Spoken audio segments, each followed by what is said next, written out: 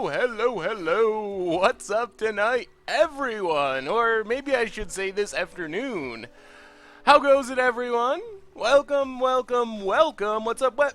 Pigeon, Matman, Uncle in the Jungle, Little Planeswalker, Jake, Yaz, Mr. Hello, Leo. I was just messing with you, Little Planeswalker. Thank you for modding, by the way. Appreciate it. Foil King, Jay Zoller. Yes, I voted. Of course I voted. Kibutsky, Drum, Fire Zero, Chimera, Takaya, everyone. Welcome. How goes it? We're on a little bit early today. Little early. So normally, is there a reason we don't use a webcam?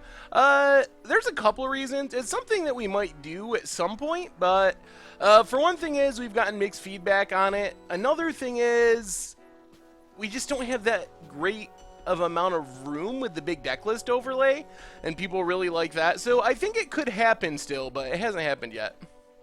So yeah, going on early today. We're playing some free win red, but usually we go on at 7.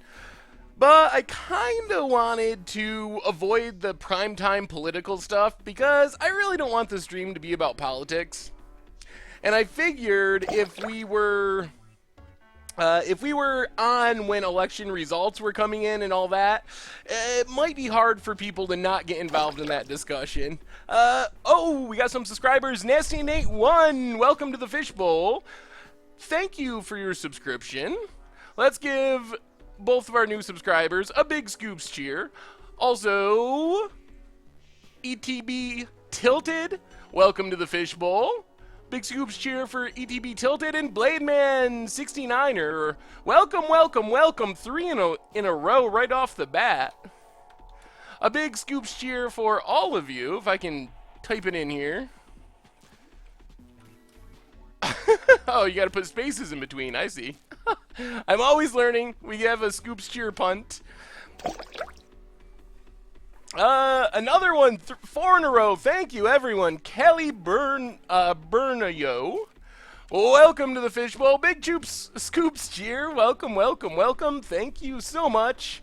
Thank you. All of you were awesome. So yeah, I figured we'd move it up. The big election time is probably like 7:30, 8 o'clock is when there'll be results and all that stuff. So I figured if we started at 5, go till whatever, however long our league takes, maybe a game of Momir if it goes fast enough, finish up by like 7:30, and that way, because honestly, I wouldn't blame people for talking about politics if like results are coming in and all that stuff. Like that's going to be unavoidable. So instead of just trying to keep everyone from getting involved in that, I figured we'd just move the stream up, avoid it altogether. So yeah, let's do some reminders, and then we'll talk about this deck. I super love this deck. Will this deck be faster than turn 2 tokens? It is not. Oh, Richard is more than okay. Richard is on vacation, a much-deserved vacation. He's in Europe, I think, for two weeks, something like that. So he definitely deserves it. He does so much work on the site, so he is, I'm sure, having a blast on vacation. So he won't be on the podcast for a couple weeks. He also won't be on Commander Clash for a couple weeks, which means that we have a vacation fill-in, and you can probably guess who that is. We have everyone's favorite Silent Jake will be back in action on Commander Clash for a couple of episodes. So he's going to fill in for Richard. So that'll be awesome. Jake is always fun to play with, has some of the great Commander Clash moments. So it'll be sweet to have Jake back. Also, playing Pauper was kind of on the sidelines, but now that Drake is banned, Jake will be back to doing playing Pauper as well. So if you've been missing Jake lately, there'll be plenty of Jake coming around. So he's filling in for Richard for Commander Clash for 2 or 3 episodes, and then also getting back to playing Pauper again. So anyway, let's do some reminders. Of course, MTG Goldfish Replay YouTube, where you can find all the old streams, including tonight's stream in the future. And then, yes, Richard paid... he paid for his trip in treasure chests. He had to grind those leagues. Apparently, they accept those at some locations. And the merch, if you want tokens or t-shirts or playmats, we got you covered there. It's another great way to support the stream and the site. And of course, speaking of support, our stream sponsor, Wizardry Foundry, got a new coupon code for you. MTG Goldfish N1 will get you 10% off on some sweet deck boxes, really nice high-end deck boxes, including the Grimoire Artificer, inspired by Urza and other famous artificers. So, big thanks to them for supporting the stream. Check them out as well. It's another way you can support the stream. So yeah, you noticed I got a Torrential Gear Hulk. Finally, after I don't even know how many treasure chests I opened, I finally got a good one, and I got a Expedition Torrential Gear Hulk. Also got a Expedition Steel Overseer, so things are looking up in treasure chest land. And a Mutavault too. So I actually opened good chests for once in my life. And then I 5-0'd a league with this deck actually, and opened nothing. I got play points in half of my chest and bulk rares in the other half. Oh, it was so depressing out of 8 of them. Oh, well, welcome. If it's your first time, Polgeist. Welcome, welcome. So, this is what we got going on today. We are playing some free win red. This is one of my favorite decks of all time. So, I first made free win red, like, last fall. And I pick it up and put it down, and it kind of depends on the format a little bit, but this feels like a good time for free win red again. Yes, the deck does have a sideboard. So what this deck is trying to do, it's based on the theory that if you play enough cards that can win the game on their own, and we have 3 of them. We have Chalice of the Void. Oh, well, welcome if it's your first stream. We have Chalice of the Void. We have 7 Blood Moons, between literal Blood Moons and 3 Magus of the Moons. And then we have also 4 copies of Ensnaring Bridge. So these are all cards that can win some matchups on their own. Obviously, some of these cards are better than others in specific matchups. So if you're playing against Merfolk that's playing almost all islands, Blood Moon isn't a I win the game card. It's not going to get you the free wins that we're looking for. On the other hand, Ensnaring Bridge is pretty much game over against Merfolk. So in matchups where one of our I win cards are bad, the other ones are hopefully good. Oh, well, thank you, X-Runner Country. So Chalice of the Void is like the ultimate protection piece. They're actually not foil, but they look foil for some reason. I don't know why. Chalice of the Void is the thing that really locks things out. So to use Merfolk as another example, their out after sideboarding is Hurkyl's Recall. So we set our Chalice on 2, get the Ensnaring Bridge down, our opponent just can't win. So it's pretty much this really fast lock piece. The other key to this deck is our fast mana. We have 5 rituals, 4 Desperate Rituals, a Pyretic Ritual, and then we have 4 Simian Spirit Guides. So we try to get our Blood Moons on the battlefield on turn 1 to really lock things up quickly. And then the way we close out the game is our Planeswalkers. So we get 2 Koths and 4 of the new Chandras. So usually and occasionally we just turn one of these Planeswalkers as well, but usually the way we win is by ultimating one of our Planeswalkers. The other way we win is just by plussing Chandra a whole bunch of times. So both of those paths to victory work. Mana bases, all mountains. Sideboard, yes, this is, it's pretty much always me on the MTG Goldfish channel. I do love Blood Moon, probably more than just about anyone. The sideboard, we have cards for specific matchups. We get 4 Relic of Progenitus, really helpful against Dredge, but also Snapcaster decks, Tarmogoyf decks. Angers and Pyroclasms help against any creature-based strategies, Affinity, Merfolk, and there's some matchups where we're going to want to take out Blood Moon effects, and we have these cards to bring in. Witchbane Orb is really helpful against Burn, also against Scape Shift to some extent if we don't have a Blood Moon down. Dragon's Claw and Sun Droplet, also for aggressive burn strategies. A single engineered explosives, all against Affinity usually. Pithing Needle is for Oblivion Stones, Karns, things like that. If I play against Affinity or Burn, is that a bad matchup? Not necessarily. Burn can be a bad matchup in Game 1, although we do occasionally win the Game 1 matchup because Chalice of the Void is kind of the nuts against Burn. If we get a Blood Moon down against Burn, and this deck, as I was saying, it really rewards knowing the matchups and what people are doing because it's about, like, setting the right number on Chalice of the Void and stuff like that. So against Burn, our main game plan is to get a Blood Moon down to keep the 2-mana burn spells out of the game.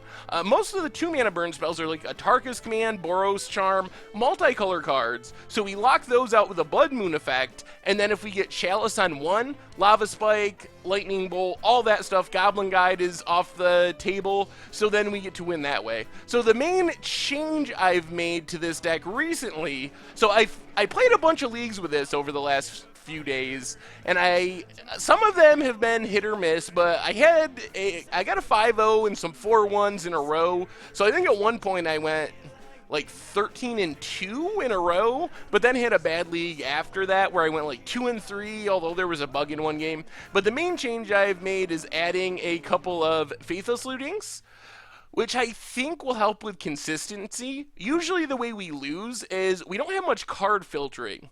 So we occasionally will just draw poorly and not find the answer we need for a matchup.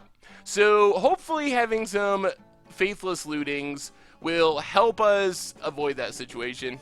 So we're going to try a league with this. The games, it depends on the matchup. Some of them go pretty fast, so we might get time for a game of Momir tonight. Kozilek's Revenge could be a sweet sideboard card since it's harder to predict with Mana Monkey. Oh, yeah, that is a good option. I was thinking about that too because a card that can be problematic out of Affinity is Etch Champion, and that dodges our removal, our Pyroclasms and stuff. So, have I played Scred Red? I saw a couple people ask that. I have played it once. The list I played was pretty outdated, and it didn't go as well as I thought. I think that Kozilek's Revenge was actually Kozilek's Return. It was what it was meant, but you can play Momir in the 2-player queues. So there is a way to play it like semi-tournament level, but you can't play leagues with it at this point. But I wouldn't be surprised if that was something that was added in the future. So let's see if we can lock some people out of the game. With free win red. I've also ran into some bugs with this deck. Oh, that's alright. So, I like Scred. This is somewhat similar to Scred, except more faster and more explosive, but also more high variance. Yes, it is. Momir 2-player queues are not necessarily great value. Oh, what's up, Unseen Spectre? How goes it? I wouldn't be surprised. They used to have Momir daily events. This hand's good.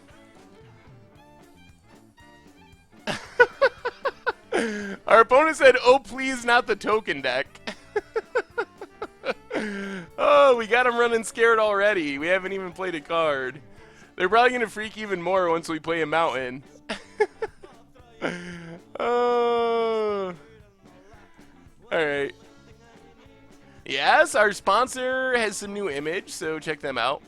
Chat window is adjusting. So this hand is pretty much the turn 2 Blood Moon hand, or if we need to, depending on the matchup, if it's in fact, oh come on, not a Thoughtseize. Get a non-basic here. Stomping Grounds untapped. Ooh, all right. So this is actually pretty fine too. So we take our Goblin Guide Beads, get a Mountain. So I think the plan here is just Chalice of the Void on 1. Yeah, so... Oh, thank you, Washer Dryer. So, Chalice of the Void on 1... I think is better than Blood Moon here. Yeah, let's Chalice on 1.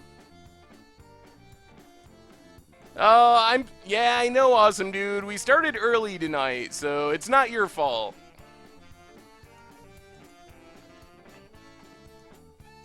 So, Chalice on 1 is very good here. And then Blood Moon, like I said, locks out the 2-mana plays. So we pretty much just need to find a way to deal with this Goblin Guide. As long as we don't literally... Okay, there's a Chandra. So now we're good.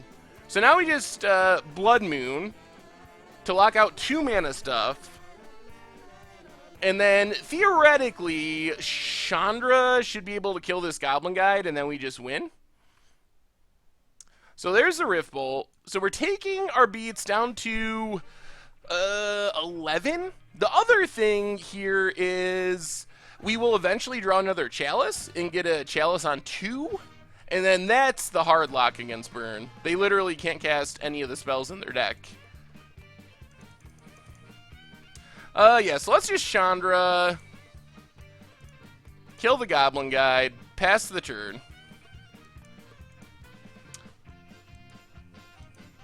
And this should be pretty well locked up. Opponent passes. Magus of the Moon. Alright, so let's... 1, 2, 3, 4...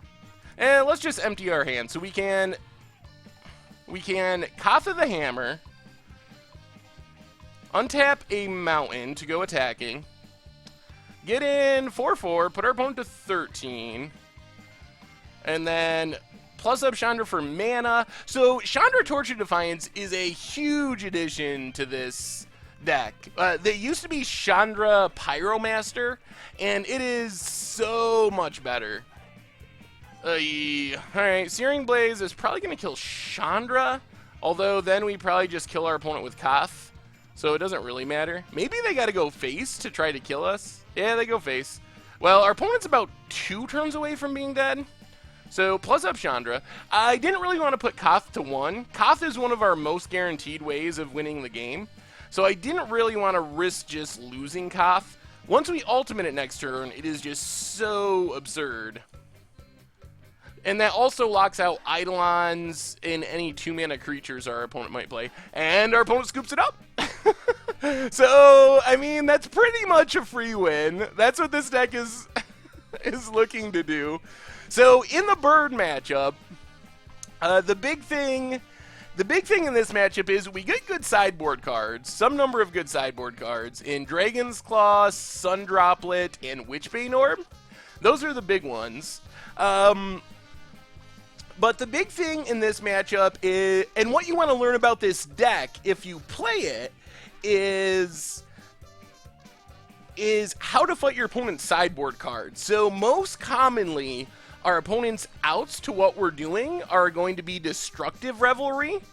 Oh, welcome back, D-Many.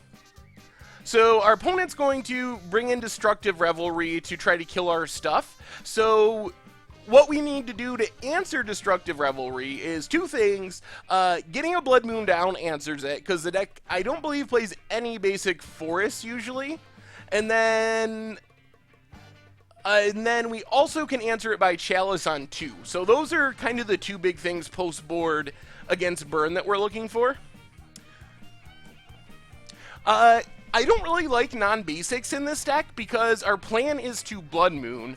I guess if it doesn't come into play tapped, it's probably okay. But if it's a non-basic that comes into play tapped, I don't even consider it for the deck because we play a pretty low land count. We want to make sure we're hitting untapped lands. Like on turn 2, we want to be able to cast a Ritual. So I don't like tap lands, and if we play a non-basic, we're probably going to make them into mountains anyway. So we're up a game. Do I consider myself a nerd? No. I guess not. I don't know. I've never really had to answer that question before. So I wouldn't add Get to Encampment for that reason. Well, thank you, Sean Mack, but I don't think that is true, but I do appreciate it. Alright, we got a sideboard real quick. Snaps Veckery, welcome to the Fishbowl. Thank you for your subscription. Let's give a big Scoops cheer for our new subscriber. Okay, I got a sideboard. We're going to run out of time here. What are we taking out in this matchup? Probably can go down Anger. And I think the Magus of the Moons, because they're just going to die anyway. Yeah, let's try it like that.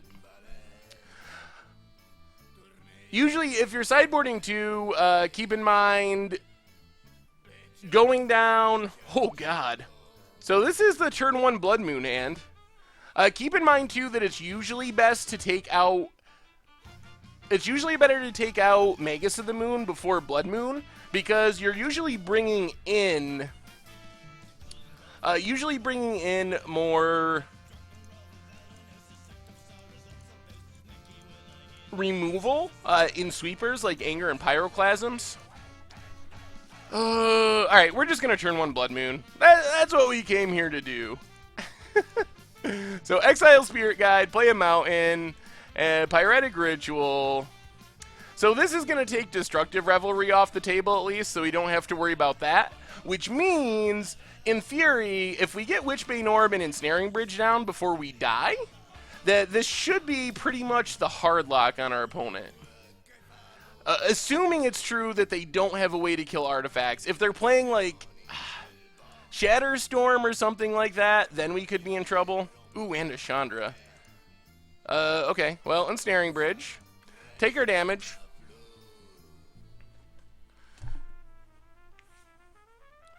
Down to 13. Opponent bolts us. Well, I guess if they can kill us this turn, which seems... this could get scary. We're dropping to 10. If they have, like, double bolt... So, Mountain...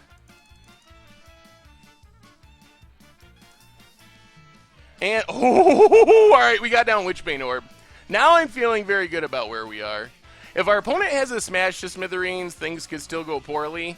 Otherwise, we're almost there. Stomping Grounds tapped. There's a Mountain. Alright. So, Chandra... We're just going to plus Chandra here.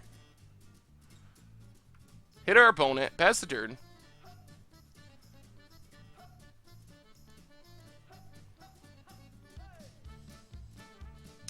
Why no more 2-mana removal and why bolt? We don't play many bolts. We just play a little tiny bit of bolts. Alright, we gotta kill this Eidolon, I think. Because we can't keep taking damage from it. And now we're going to Faithless Looting, see if we can find a Chalice.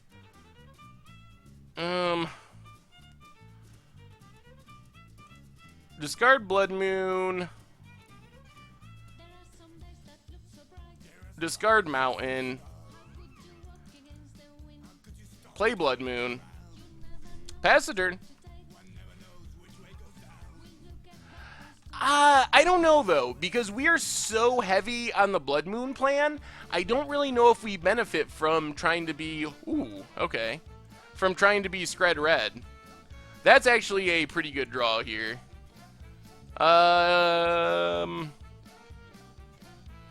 And as a result, I think we're not going to flashback our Faithless Looting yet. Basically, we just need a Chalice on 2. Alright, this should be game. Unless our opponent can kill something in response. Alright, that's it. So now our opponent's completely hard-locked. So we should be able to just plus Chandra until we win, or until we ultimate. We're not going to cast a Spirit Guide. Pass the turn. Yeah, Snowlands are basic, but it shuts down our... it would shut down the scrying sheets. So this is what Free Win Red likes to do. Yeah, let's take up Chandra. Play a second Chandra. Keep the new one. Take up Chandra. Not gonna cast Blood Moon. Pass the turn. I don't know if that helps. That puts us down to... Because the droplet, we remove counters, so we're just going to slowly gain the life back that we lose. Pump up Chandra. Not going to cast Desperate Ritual. We will cast Faithless Looting here. If we hit another Bolt, which we don't have, we'll just win. Play the Mountain, pass the turn. Yeah, we have Hexproof thanks to our budget artifact version of Leyline of Sanctity.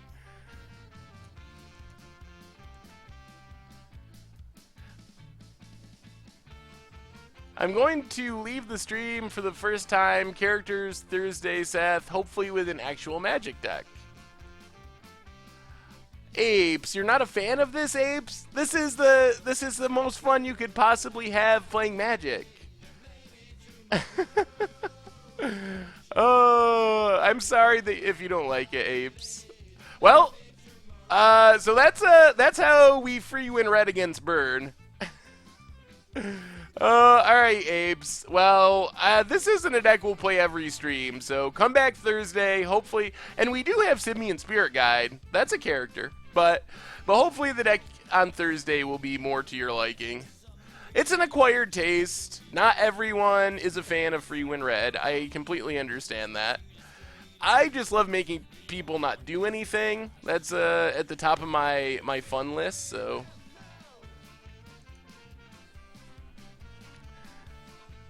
Five-color Panharmonicon is also super fun. When do we get to see Against the Odds Splice? I don't know. That would be something to add to the poll. We have a new Against Odds coming out tomorrow. Thanks, Apes. Have a good night. See you Thursday. Oh, we have a new subscriber. Sinklore. Welcome to the Fishbowl. Thank you for your subscription. Let's have a big Scoops cheer for our new subscriber, Sinklore.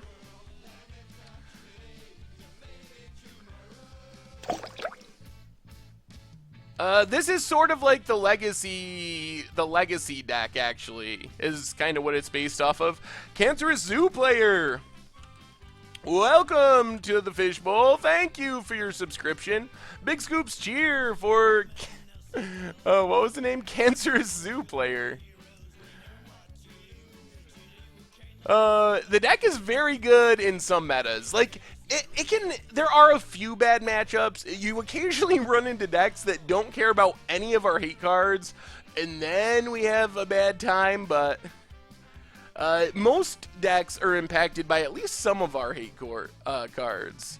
I agree with you, Eddie. That is, or Ed Fredericks. That's exactly my theory, too. Yeah, so you gotta consider, too, that we have Chalice, and that's another big part of our deck. So that's one of the reason we don't play something like Scred or play a bunch of Lightning Bolts. So that's part of it as well. I am not from the city, so I don't know the stores. You know who you should ask, though, is Chaz, if you're in the city. Because Chaz grew up in the New York City area, and he would know the stores much better than I would. Yes, if we run into Scred Red, I believe we are very unfavored in that matchup. Alright, turn 1 Blood Moon on the play. Into turn 2 Chalice on 1. Oh, life is good. Life is so good. Alright, opponent, what are you on? Hopefully this is a Merfolk. This is always a fun turn with this deck, so we do exactly what we want to do. We pass the turn and just, like, hope to God we don't see a basic island. And it's like, okay, it's a Sacred Foundry. And then we will follow that up with a Chalice of the Void on 1. Pass the turn. Now we're just hoping to draw a couple lands or rituals. Doc Leisure, I have pictures on my Twitter and stuff, but I am 32 years old. Yep, so we've got 2 turn 1 Blood Moon so far. And I think, what was the other game? A turn 2 Blood Moon, maybe? Alright, we're gonna pass. I don't really want to... I don't think we need to ape out this Ensnaring Bridge. I would rather draw land and ape out Chandra, I think. Oh, this is Jeskai Control. Alright, this will be interesting. There's Ancestral. So Chalice on... Well, we just want to get this Chandra down. Alright, let's pass the turn.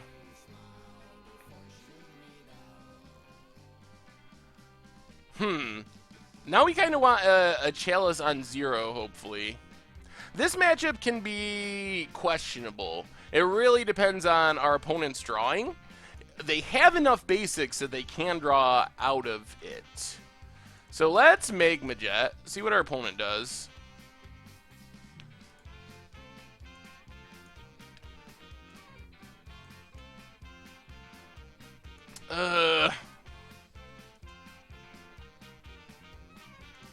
Bottom, I think we just need to find a land. Let's put both to the bottom.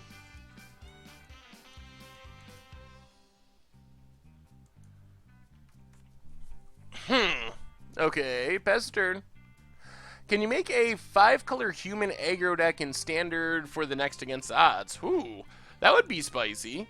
It probably wouldn't be the next against odds, but we could do that at some point, potentially. Come on, Mountain! Alright.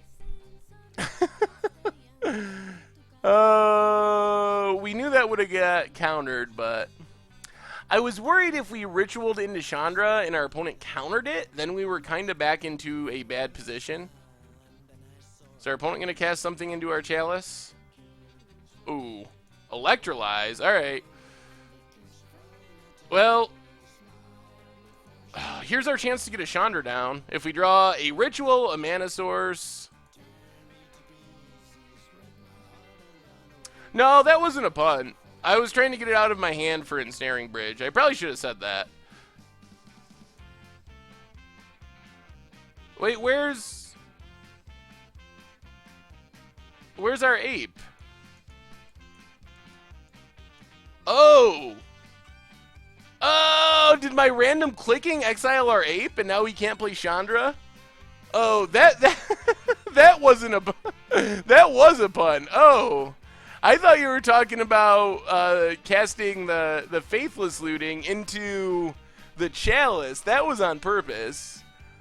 Oh, all right. Well, let's just play another Blood Moon then. Yeah, okay. That was certainly a pun. I didn't even realize it happened. Oh. Okay. Well, now there's a chance that stuff gets countered again. That's what I get for clicking my hand. I think, do you remember, I don't know if it was, I think it was against, no, it was Much a Brew. We were playing this weird mono green deck, and I accidentally cast a Summoner's Pact. I accidentally cast a Summoner's Pact in the same way. But it worked out, and it actually won us the game.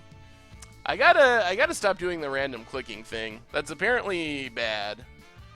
Yeah, that was lucky. This one was bad, because we would have had a Chandra down.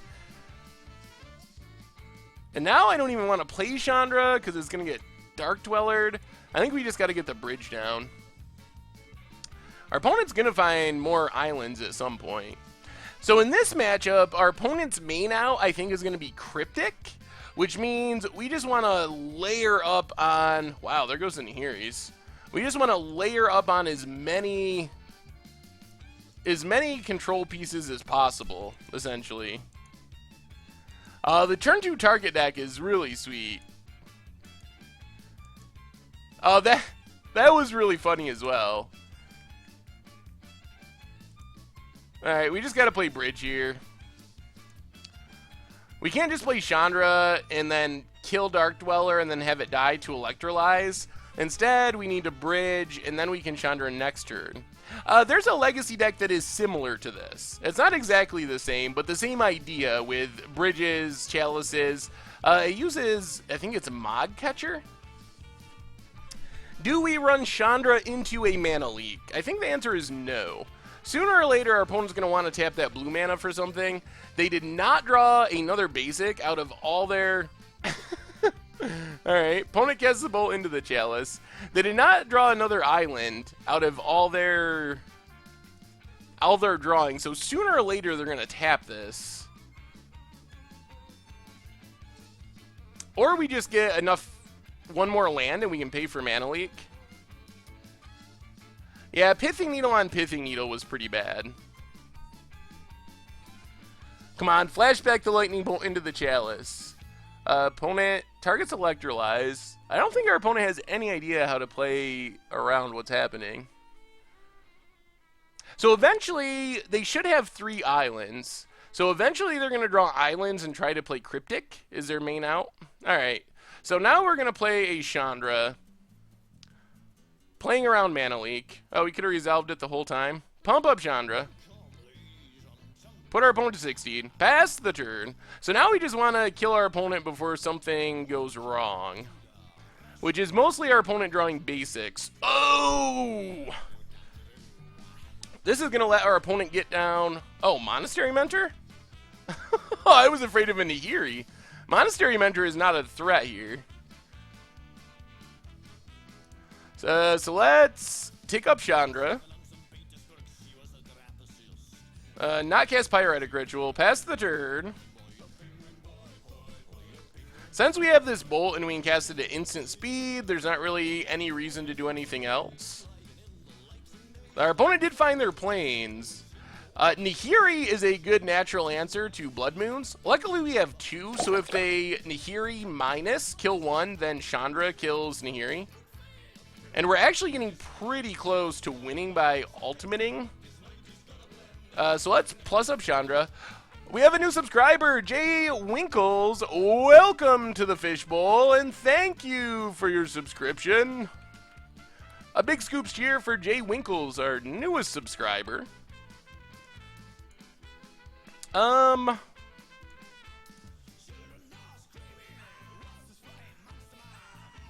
Let's not play Magus of the Moon, I think. We will play another Ensnaring Bridge, though. Get some extra protection. It's going well, Flume to Sploom. How are you? And double Ensnaring Bridge causes our opponent to scoop it up. So, looking at the sideboard, team, what do you think about this one? What should we be bringing in against Jeskai Control? So, their main answers, and this is actually a tricky one, because their main answer is Wear Tear, and if they have Wear Tear, and they can cast both sides of it, then we have some trouble, because it costs 3, and it's really hard to get a Chalice on 3. So that's an issue. Oh, we have a new subscriber, and I can't see the name. El Combo Lord. Welcome to the Fishbowl, El Combo Lord. Thank you for your subscription. Let's give a big scoops cheer for El Combo Lord. Yeah, so the 2 biggest ones are Needles, correctly identified by the chat. So we need Needles for Nahiri. I also do like Relic of Progenitus. I think there's also an argument for some form of life gain. I'm leaning towards Sun Droplet, but it could be Dragon's Claw as well, because the deck can actually beat us by burning us over the course of a really long game. So yeah, so Needles, Relics for sure, maybe a life gain spell. It might just be Sun, I don't know.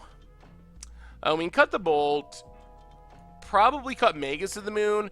Magus of the Moon also really fragile against Lightning Bolt decks. So if we play it, our opponent will be able to likely just kill it anyway.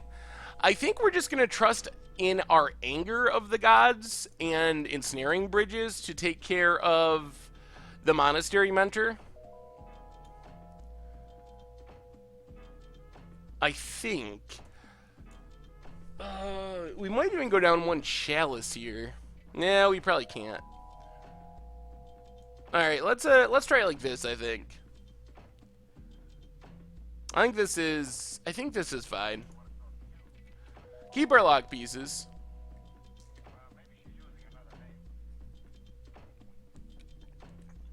I used to play Jeskai Control, and it's definitely possible for the deck to burn someone out with like Bolt, Snapcaster, Helix, Snapcaster.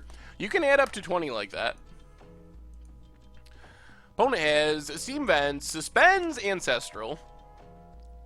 Well, we might just play this Chalice on... Yeah, we're going to play the first Chalice on 0. Chalice on 0. Mountain and Relic. Pass the turn. Have I ever played this in paper? I actually have never played this in paper. So, Chalice on 0 shuts down Ancestral.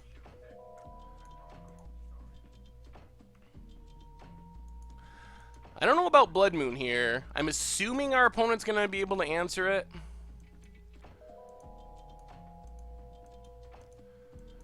What are we going to have to get our Chalice set on? 2? Will we stream a Commander Clash sometime? Yes, I think we will at some point. But I don't know exactly when it'll be. I don't play paper all that often, really. I play much more on Magic Online than I do in paper. I did see the Jeskai aggro deck. It looks sweet. I'm expecting our Blood Moon to get countered here. I guess that's fine.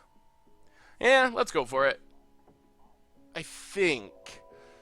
If they have Remand, it's not the end of the world. They only have 4 cards in hand. They mulliganed. If they use our Leak on it, we have Ancestral covered. Yeah, let's go for it. Mountain, Exile Simian Spirit Guide, and Blood Moon.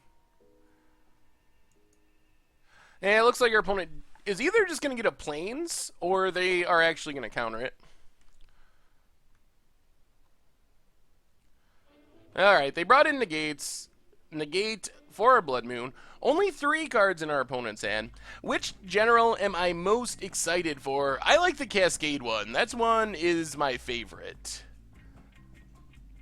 I guess playing snow-covered mountains to make the opponent play around Scred, that's actually a reasonable idea.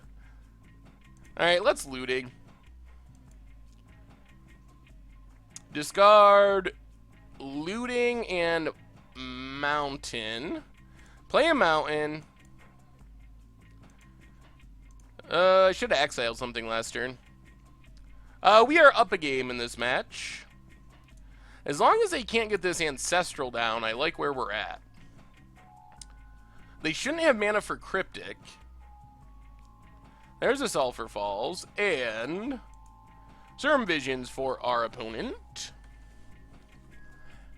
Yeah, Yidris is super awesome. I think they actually did a really good job with a lot of those cards, though. There's a lot of sweet cards in those decks. A lot of valuable reprints. Commander 16 just very good all around. Good product. Alright, so let's start exiling stuff with Relic.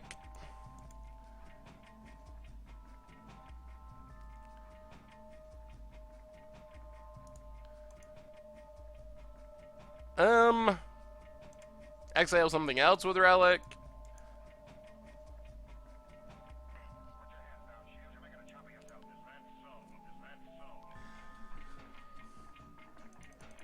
Run out our Ensnaring Bridge.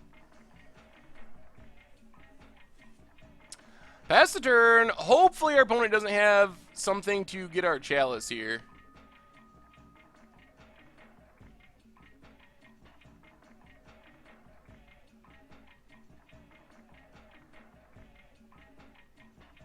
Alright. Ancestral countered, so test 1 passed. There's Hallowed Fountain for our opponent. Untapped. Is this Dark Dweller? Nahiri. Alright, Nahiri's annoying. Hopefully we get down a Chandra here. Opponent does not loot.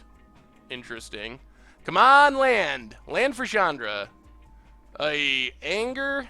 Well, we got a flashback of Faithless looting, then.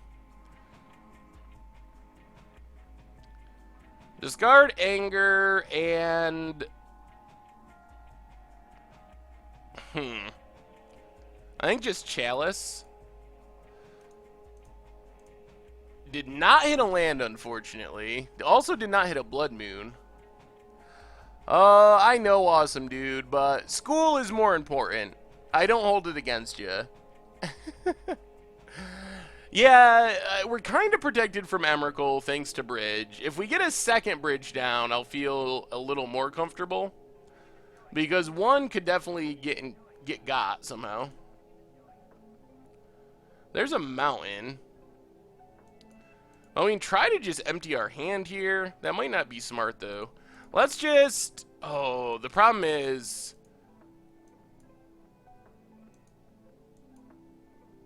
One, two. Desperate Ritual. Oh, we could easily lose to a Cryptic here, is a big issue. The deck button should be working. There we go. Also, deck list should do it now, too. I added deck list. Yeah,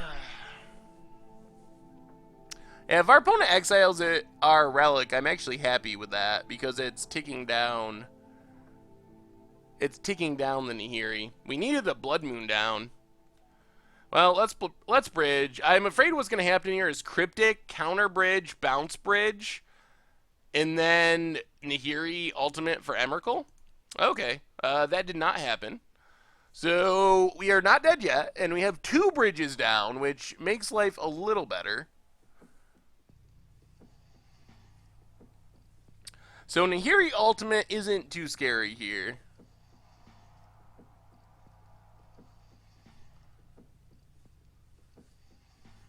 Alright, takes up Nahiri. Wouldn't mind finding a Blood Moon. Blood Moon would be sweet. Oh, thank you, Parson Jr.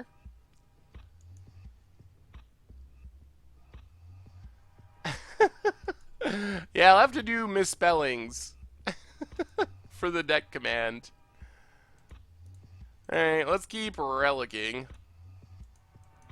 Getting down a Blood Moon would be pretty nice. Getting down the Chandra would also be nice, but I'm not really expecting that to happen.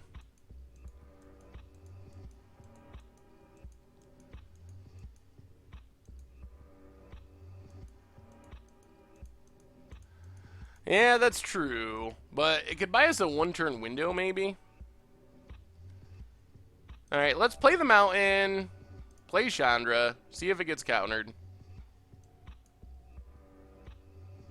Wow. Alright, Chandra down. So tick up Chandra. We're going to try to kill our opponent. I don't think there's any real point in trying to fight Nahiri at this stage in the game. We lose to double Cryptic still.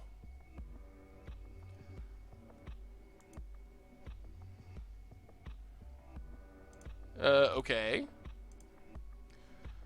Well, there's Wear. So we are going to sack Relic, draw a card, Chalice on 1. What do we... I don't know what to do with Chalice here. This also lets our opponent Snapcaster a Wear in the future. Lightning Bolt. Okay. Oh, well, thank you, Justin KP. I'm glad you finally made it. Yeah, it was cool to get the stream mentioned on the mothership. We do still have a looting left. Not anymore, but we did. I think it was still worth it to do that.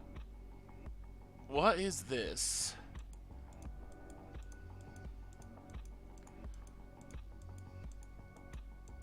So Snapcaster for Bolt kills our Chalice. What do I think of Saheeli's Artistry in the Panharmonicon deck? I'm not sure. I think Saheeli's Artistry is sweet. Whether it's good for the Panharmonicon deck in specific, not 100% sure. Our opponent decides to just deal with our Chandra. Takes up Nahiri. Shuffles in the Emrakul. We're playing some free win red. What's my favorite standard deck to play? Let's go with...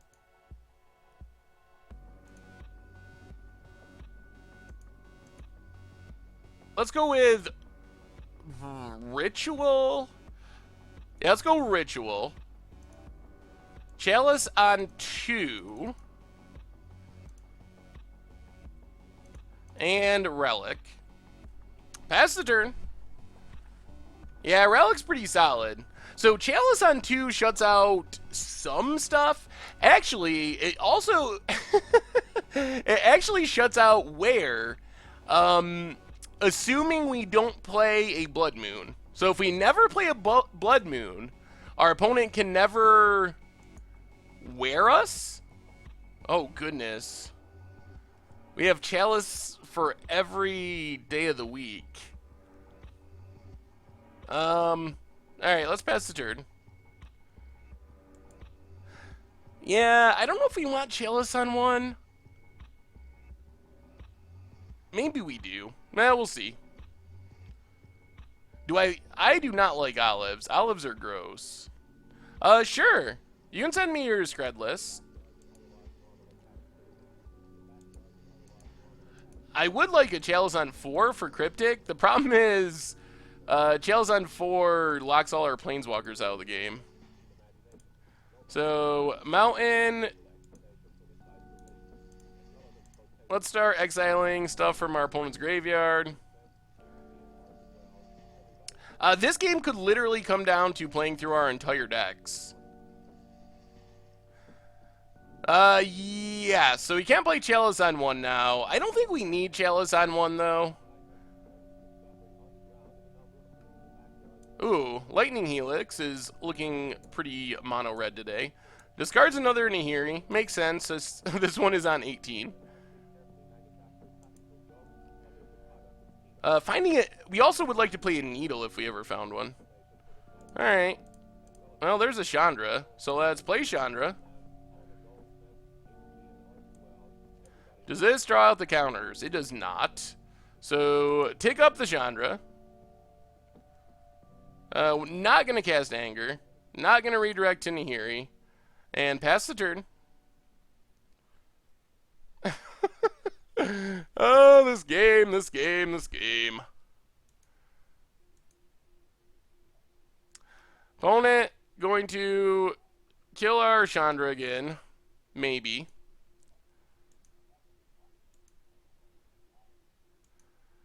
The problem is, if we Chalice on 4, we lose all of our win conditions, too. And our opponent is technically ahead in cards right now. So we would run out of our library first. So if we get to a point where we're going to win the game by milling, then maybe we will go that direction.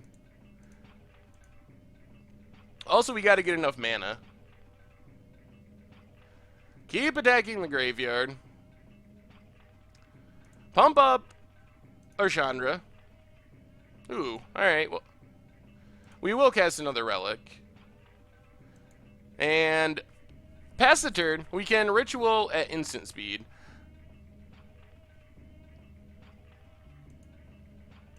Our Relics can keep the Emrakul plan off the table, though, potentially. Opponent discards a card.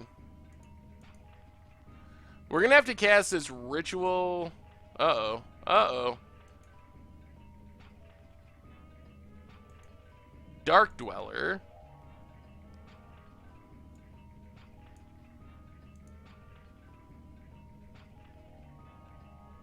Yeah, so we're going to have to sack a relic here.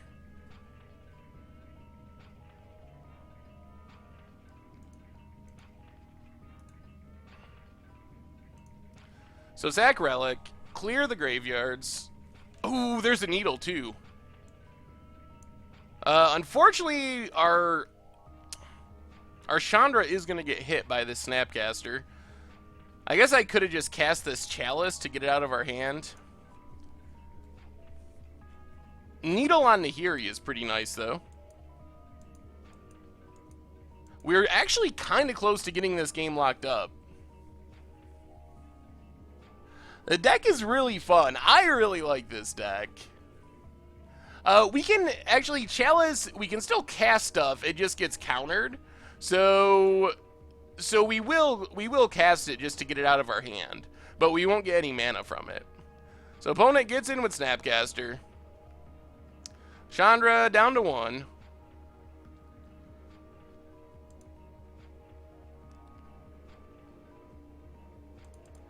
Cast our Ritual, gets countered. Just keep it out of our hand for our bridges. Draw a mountain. Play the mountain. Take up Chandra. Hit our opponent. Down to 8. Play a Pithing Needle. On Nahiri. And pass the turn. Now I think we might actually try to Chalice on 4 if we get a chance. I guess it's still risky because they could bolt 1, 2, 3, 4. Oh, our opponent's going to loot? Actually, our opponent's out of bolts. Opponent has no bolts. So does that just mean our Chandra is safe? Well, we can't Chalice on 1, it'll get countered. Yeah, on Magic Online, they just list all the options. Monastery Mentor for our opponent. Well, let's keep attacking the graveyard.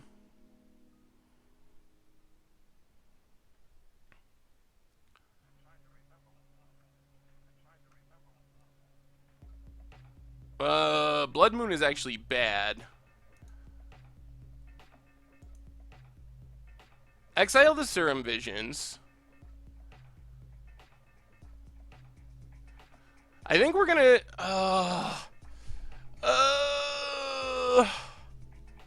I guess Needle would wreck us too.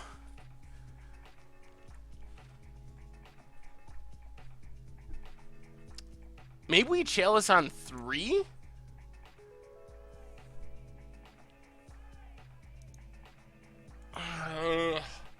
Alright, let's think about this. The problem with Blood Moon is, for one, it gets killed by Nahiri, but the bigger problem is it actually allows our opponent to play Wear Tear, because they'll be able to play both parts of it and make it cost 3 instead of 2. And then they can kill an Ensnaring Bridge. Chalice on 4 is almost game over.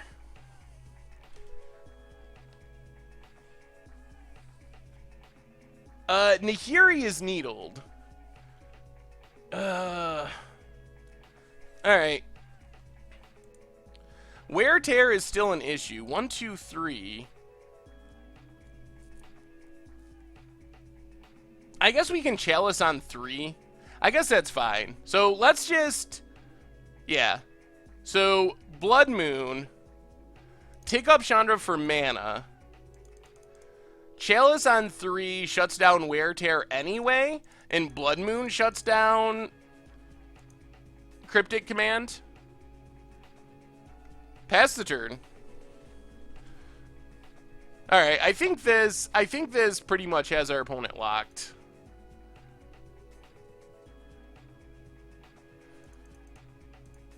Okay, so we cast Koth. That's a quick way to end the game. Untap a mountain. And our opponent scoops it up. Whoo! Alright. That was a long one, but we got there. Free win red. That wasn't exactly free, but you can see the deck has the pieces to put things together. Like, if we find the right pieces, we can get the lock on about anyone. And so, whoo! All right. Yeah, that's a challenging matchup because of Nahiri. Nahiri is scary, and the counter spells can really wreck us, but... Alright, so that's... I mean, the decks we want to play are like Infect and stuff like that, because those matchups, Burn, Infect, they just scoop so hard to some of our cards. We have the pieces to get free wins. Sometimes it takes us 20 turns. Our opponent had a Nahiri on 22 counters, and it was needled for like a few turns, so it would have been at like 30 or something. I hope all of our mountains are matching. It's possible I was like one short, and it was like, nah, no one will notice. Yeah, Chalice is super good against Infect. Blood Moon is actually surprisingly good against Infect, and Ensnaring Bridge, not that great, but sometimes it's okay-ish if we can get completely empty-handed. We only play like one bolt. Where's the deck list? We actually don't play many bolts, so let's talk about some of those questions that people have been asking. So, we are really low on removal. We have a single lightning bolt.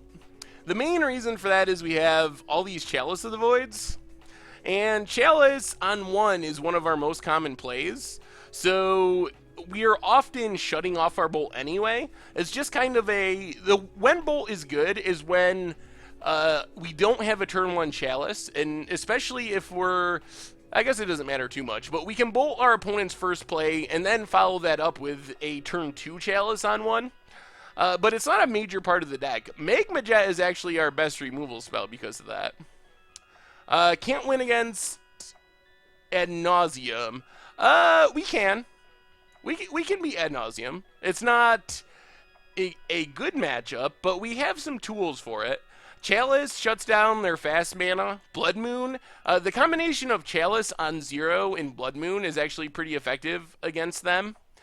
And we have a secret card in Witchbane Orb. There is no Trinisphere in the 75. It might be a good option.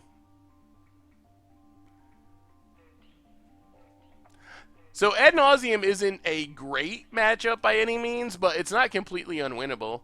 Yeah, we actually got lucky and opened a good treasure chest. We might be on our path to opening a treasure chest tonight. Yeah, we're doing a league right now. We're 2-0 so far.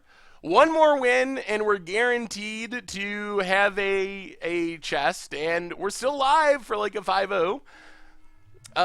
So Tron is an interesting matchup. Tron, we are leaning heavily on Pithing Needle, really. That's what it kind of comes down to. Blood, and it depends on their draws. Like Chalice on 1 to stop their spheres and stars, combined with Blood Moon, makes them take a long time to get to Karns and Ugin, sometimes long enough that we can win. The problem is Oblivion Stone is really good, and that's cheap enough that they can cast it.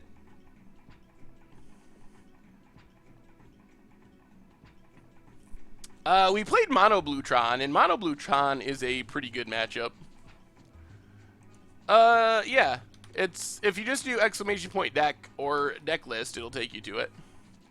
Alright, let's see what we're up against now for round 3 with free win red.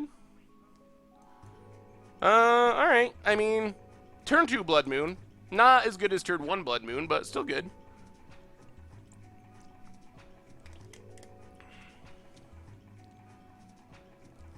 Could I do an instant deck tech for Cheerios in Modern? I haven't even seen a Cheerios list in Modern. What do I think about Infect? It's one of my most hated decks. Ooh. Is this Dredge? I think Dredge is a good matchup, but not necessarily pre-board. Chigglestick, welcome to the Fishbowl. Thank you for your subscription. Let's get a big scoops cheer for Chigglestick.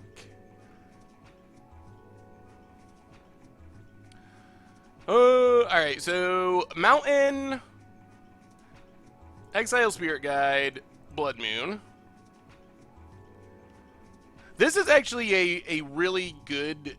This is a good matchup, but I don't know if it's going to work pre-board. The problem pre-board is... Well, if our opponent just whiffs a Whoa, what is happening? Scourge Devil? Is that a card people play? Huh, I have not seen Scourge Devil. And that was some pretty bad dredging. Our opponent got a single Bloodghast and no prized amalgams in half their deck.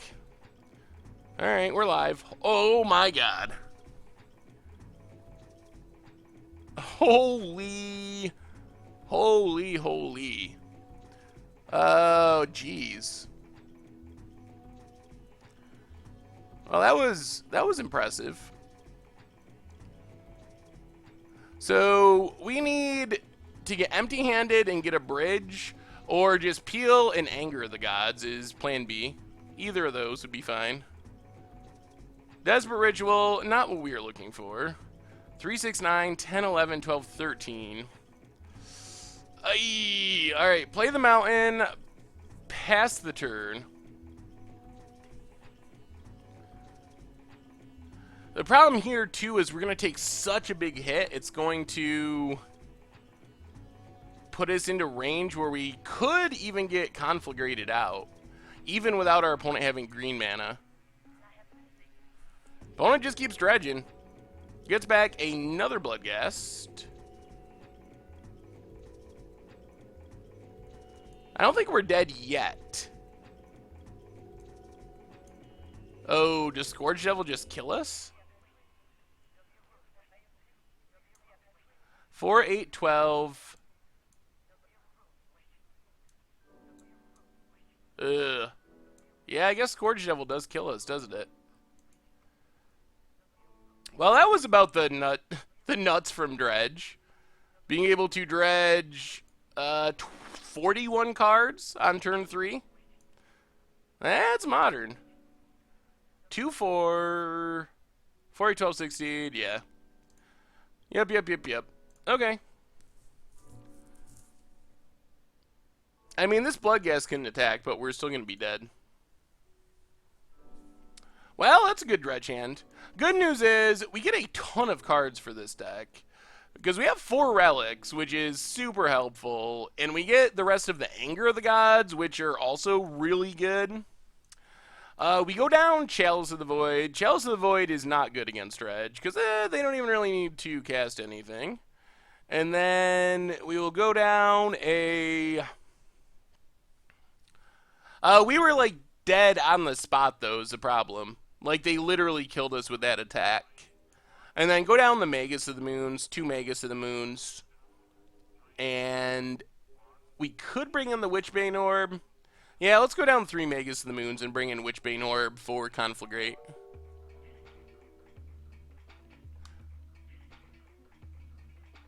Yeah, I think this is right.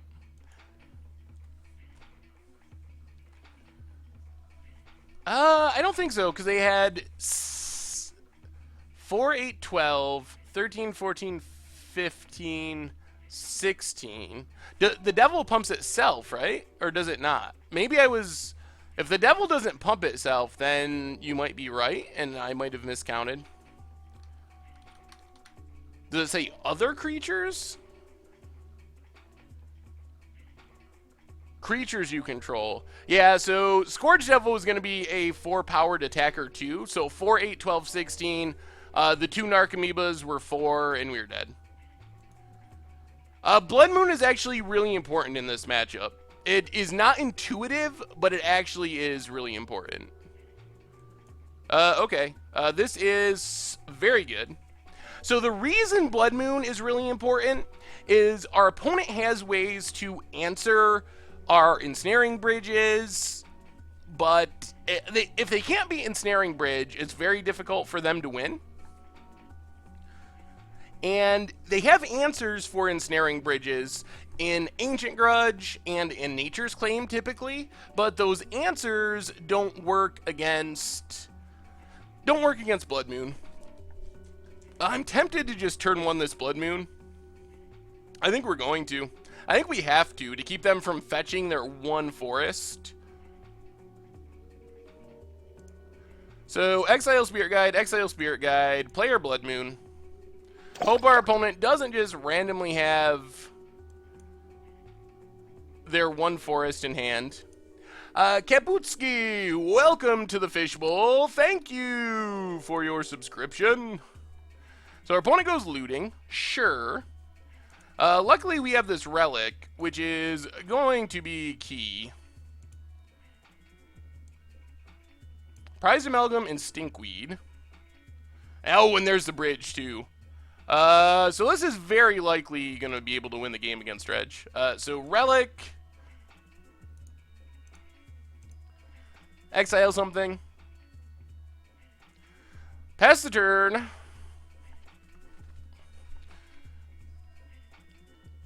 Opponent does some dredging. Gets a couple prized amalgams. Will I ever revisit the Thopter Foundry Chalice of the Bridge Below deck? Feel like Nahiri would be fantastic in post-board games with enchantment removal. Maybe. I'd kind of forgotten about that deck. Alright, let's Faithless Looting.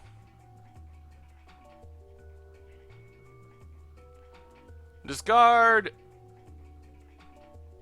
Magma Jet and Pyretic Ritual. Play Mountain, pass the turn. Pretty much we can't tap out for Bridge here because then we don't leave up Relic and that would be very bad. So we gotta get to 4 mana before we cast Ensnaring Bridge. So our opponent really have red mana? What are they doing? Alright. So, pass the turn. Ethan Spawn, welcome to the Fishbowl, and thank you for your subscription. Big Scoops cheer for Ethan Spawn. Athena Spawn, sorry about that. Athena Spawn, thank you, thank you. Opponent stops dredging, playing fairly, trying to find their forest, I assume. We wouldn't mind hitting a Chandra. Oh, is that what they were doing? Trying to fetch through the Blood Moon? Alright, let's pass the turn.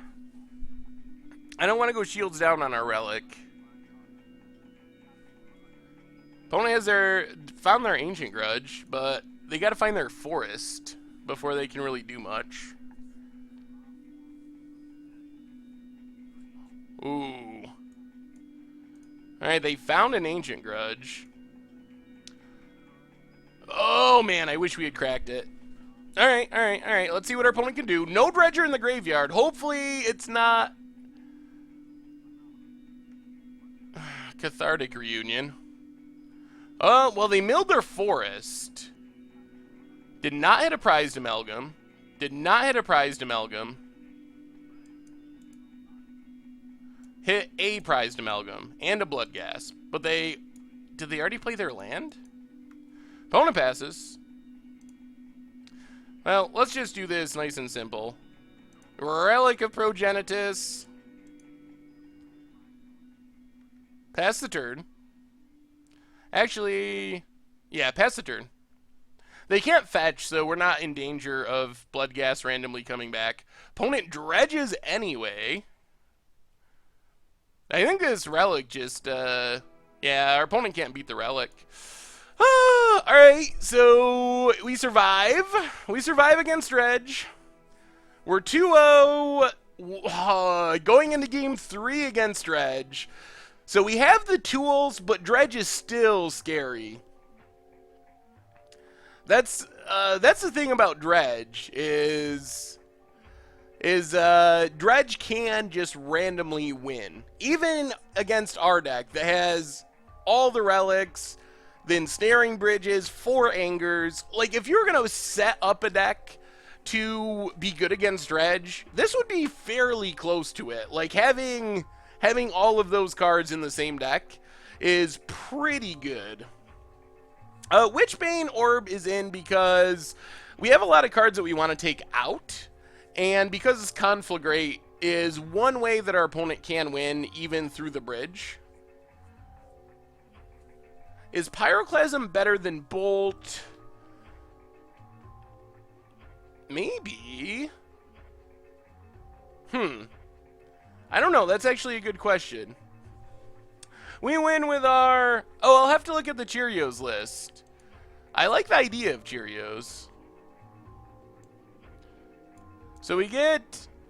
Chandras and Koss are our main way of winning. Also, opponent scooping. Oh, okay. Yeah, the Pure Steel Paladin list. Yeah, that is... I saw that a long time ago. That is really sweet.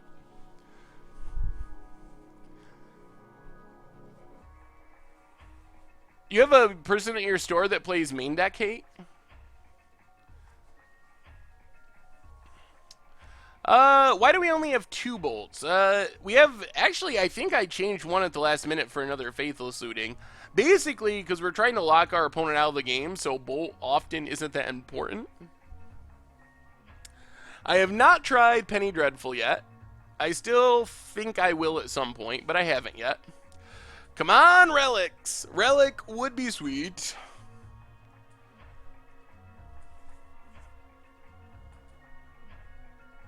Oh, God. This hand. So looting is good. We have a ritual. So we get a draw for our turn, and then we get to looting. I really want a ritual, though. We don't have a Blood Moon. Magma Jet isn't very good. If we keep it, it's 100% based on Faithless Looting.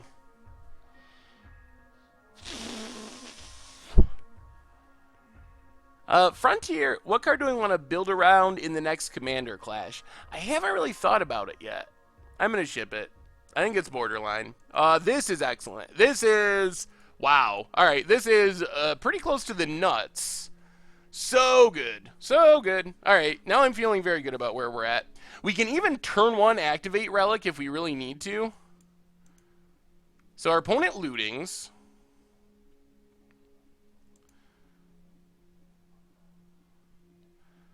We might... I think we might have to exile Spirit Guide to play Relic here. How crazy is that? My goodness. Oh. Yeah, we recorded that one, actually. We recorded... Yeah, okay.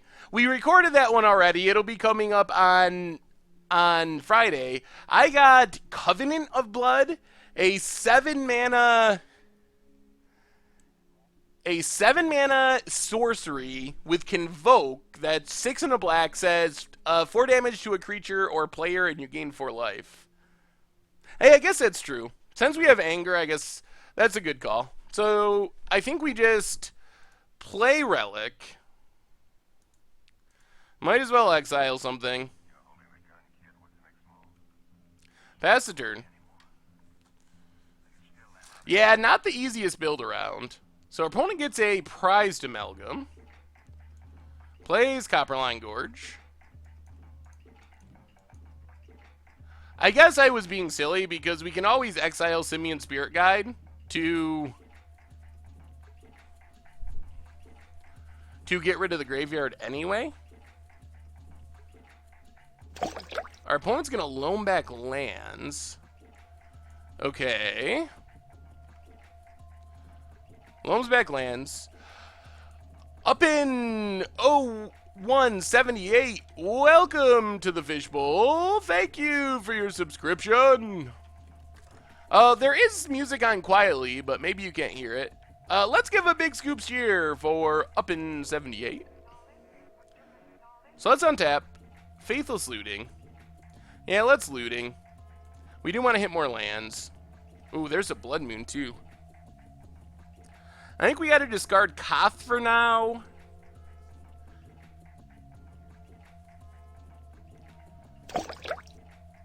and Simian Spirit Guide. Oh, I really want to save Spirit Guide.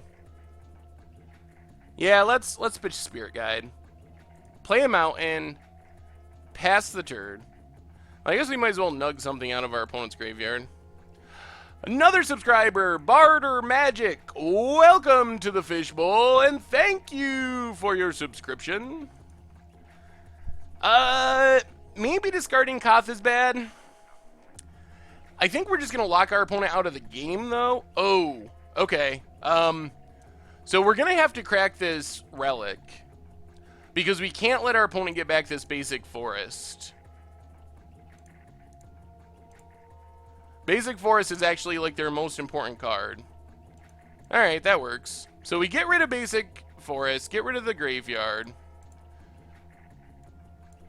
I feel like we're in pretty good shape with this hand. Oh, I'm sorry, Brad R. There's Cathartic Reunion. Gonna do some dredging. There's a Narcomoeba. Conflagrate in the graveyard. Stinkweed. Come on, no amalgams. All our opponent gets is a Narcomoeba? Alright, that's not too threatening. That means we're pretty safe to just slam this Blood Moon. Pass the turn. I feel like we're doing it. I feel like we're doing it. Yeah, the basic forest is actually really... I think they only have one. And if that's their only one, it puts us in a really good place.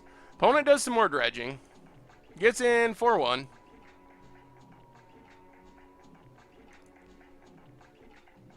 Three red mana. Faithless Looting. Now we're almost hoping that they hit their prized amalgams and we can just anger the gods everything away. Blood Crypt. Tapped. Gets back. Bloodghast.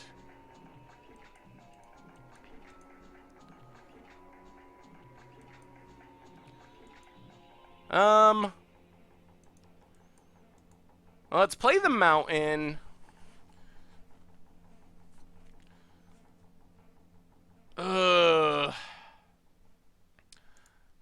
I guess we already got rid of 2 prized amalgams.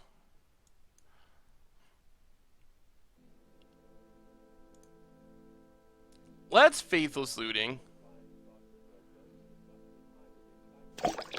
Discard land and land. And then let's just pass for now. I think next turn is the bridge turn. We can Magma Jet here to set up our hand. Primo, welcome to the Fishbowl, and thank you for your subscription. So our opponent is going to hit us down to 16.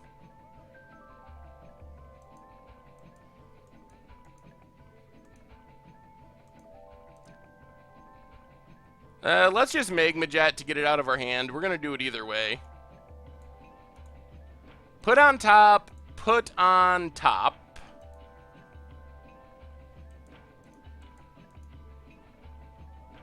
Hey, thank you. The turn 2 Dokkan deck was pretty sweet. What's up, Jetterin? So we dropped to 18. At this point, we're basically just trying to make sure we stay out of like multiple Conflagrate range. So our opponent gets back Bloodghast. And passes. So we...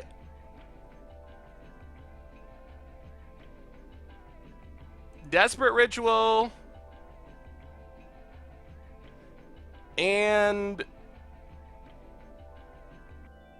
Ensnaring Bridge? What else are they missing?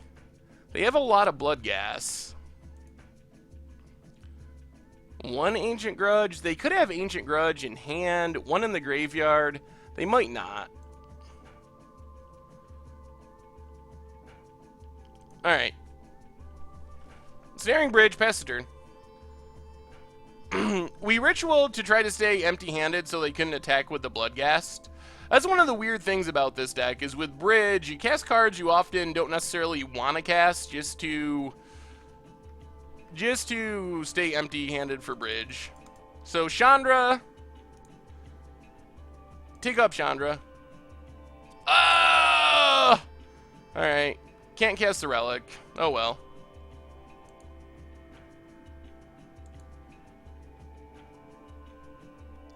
The chat seemed a bit fishy. Who lost to turn 2 tokens? Alright, opponent's going after Chandra. Sure, whatever. I still feel like we're in very good shape here. They can conflagrate, but if they conflagrate to kill Chandra, I don't know if they can win after that.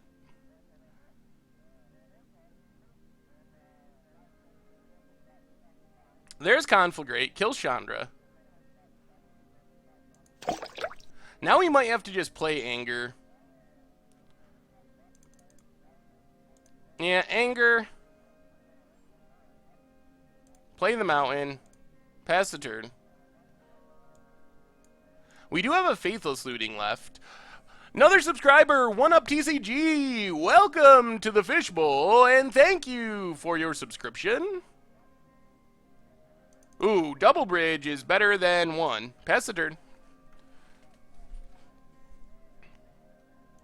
I think we're good. I don't... As long as we can maneuver away from Conflagrate, we should have it. Oh, Jim Davis lost to turn 2 tokens. I see.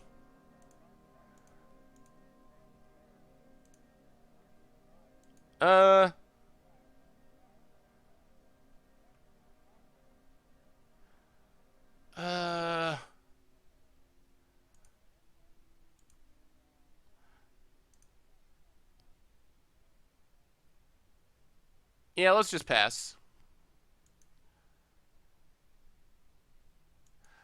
Turn 2 tokens can be pretty aggressive.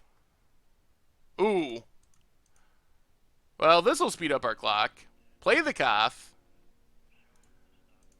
Untap a Mountain.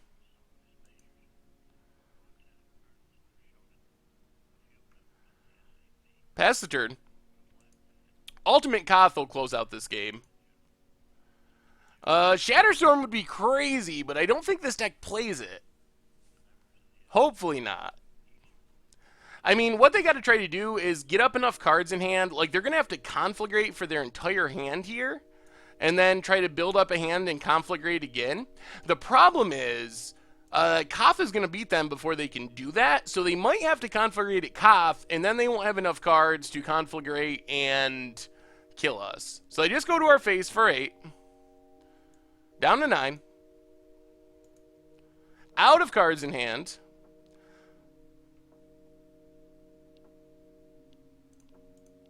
Well, let's just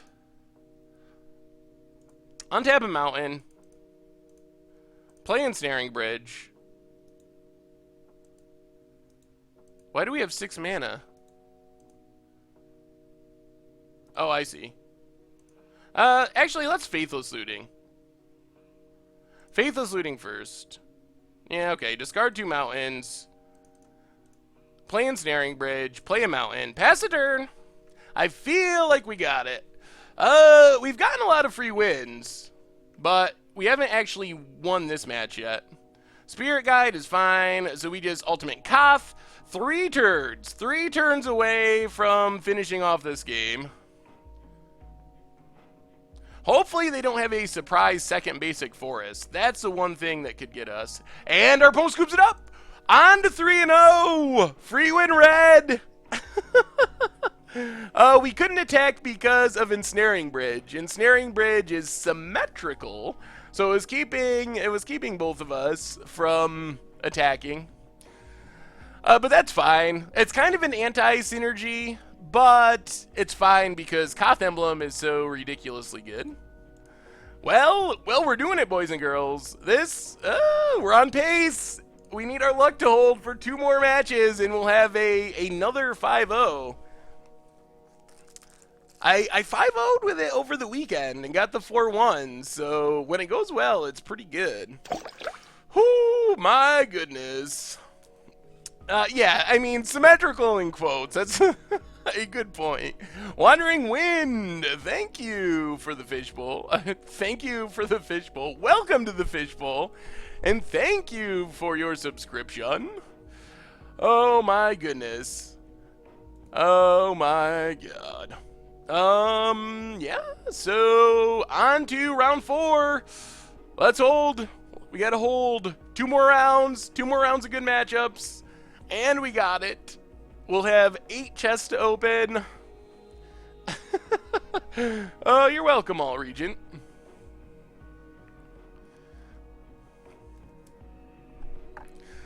Oh, goodness. Oh, what a pun. You're the good luck charm. I think it's even more than that. Yeah, we are 3-0. Hopefully we hit good matchups for 2 more rounds. Get the 5-0. Do you think any of the new commander cards will see play in Eternal formats? Not really off the top of my head. After looking at them, none of them really stuck out. If they do, they're definitely not to the level of some of the cards we've seen before, with True Name Nemesis and stuff like that. See y'all, Regents. Oh, goodness. Well, have fun. Organic chemistry. Hopefully you enjoy that, because I would not. This is fine. We don't have a turn 1 anything, but with looting, we can probably turn 2 something. Hopefully.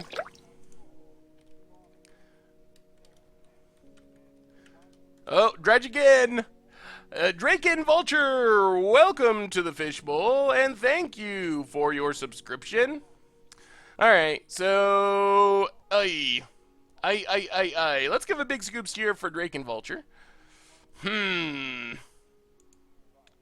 Alright. Wait, this isn't the same person, is it? It can't be.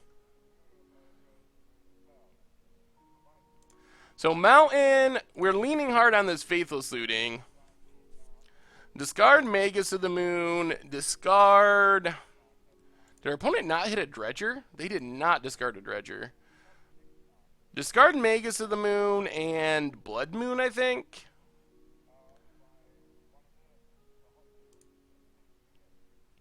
Basically, we got to get a bridge down. Bridge is our best bet here. Also, we have 2 Angers in the main, which are also good. Thankfully, this hand wasn't super explosive for our opponent. Yeah, Blood Moons are expensive, Ensnaring Bridges are expensive, and Chalice is also expensive, so the deck is not cheap. It's those 3 cards, really, though. We can turn to a Blood Moon. I don't know if that's what we want here, though. There's Insolent Neonate for our opponent. Are they just going to sack? Alright, they get a little dredging going with Dakmor Selvage. Hits a Stinkweed Imp, so next turn they can really start dredging.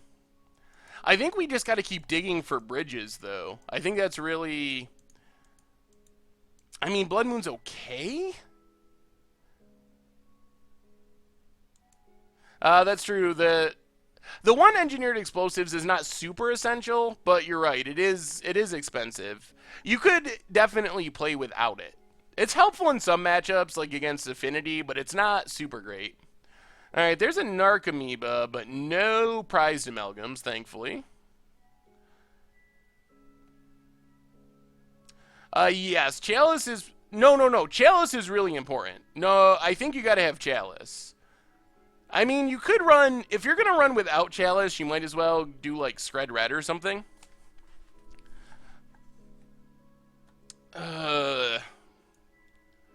Alright.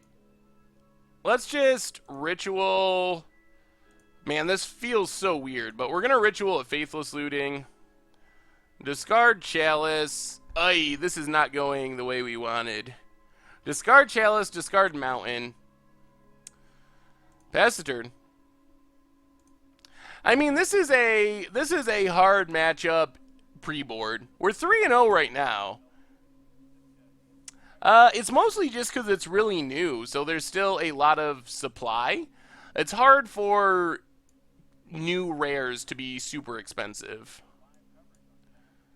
Opponent, they're going to hit prized amalgams eventually. There's one. There's two.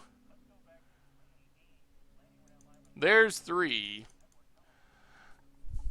Okay. So this is essentially exactly like our game one last time against Dredge, where we are bridge or bust. Actually, bridge or anger or bust. So we have 6 cards that are outs here. Anger would be especially absurd in this situation. Yeah, it's definitely a good buy. Good buy to get amalgams at $1. Collective Brutality sees more play across archetypes, I think.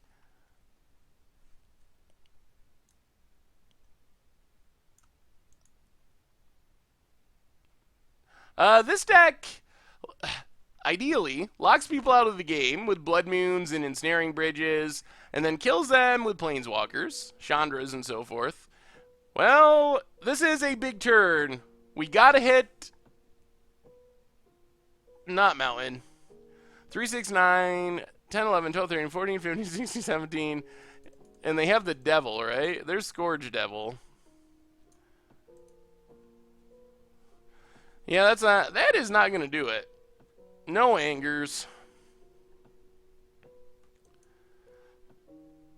So I guess we're just dead. I mean, even if they don't go for it, they're just going to be able to conflagrate us, because... yeah. I assume they just go for it. Yep. Alright.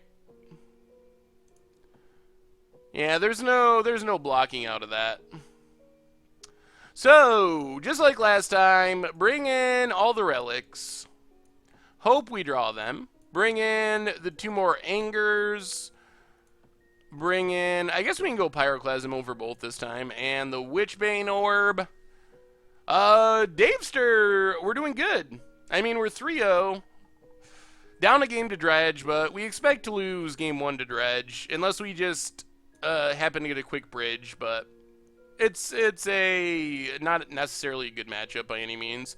After boarding, though, we are about as good as it gets against Dredge, I think. Obviously, Dredge is so crazy that we can still lose. You never know if we just run badly and they run well, but we have a lot of cards that are good against them. Probably got to go down the Maguses, too. We started at 5 today, so hour and a half-ish. Let's keep in the Magma Jets for scrying and just try it like this.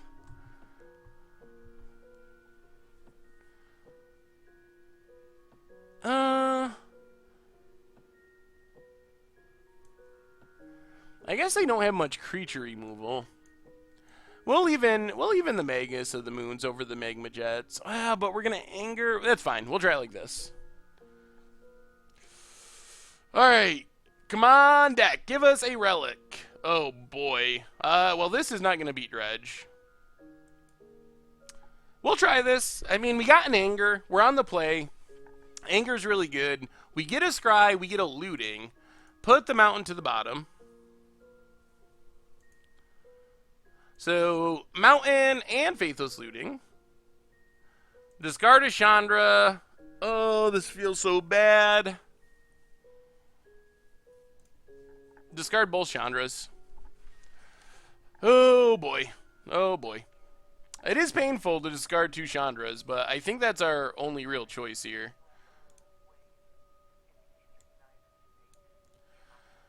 Ooh. Opponent has double Grave Troll. We draw...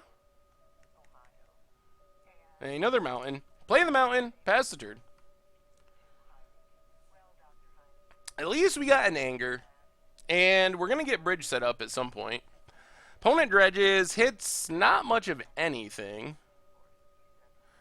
Until we get a Blood Moon, though, they will have outs to our Ensnaring Bridge.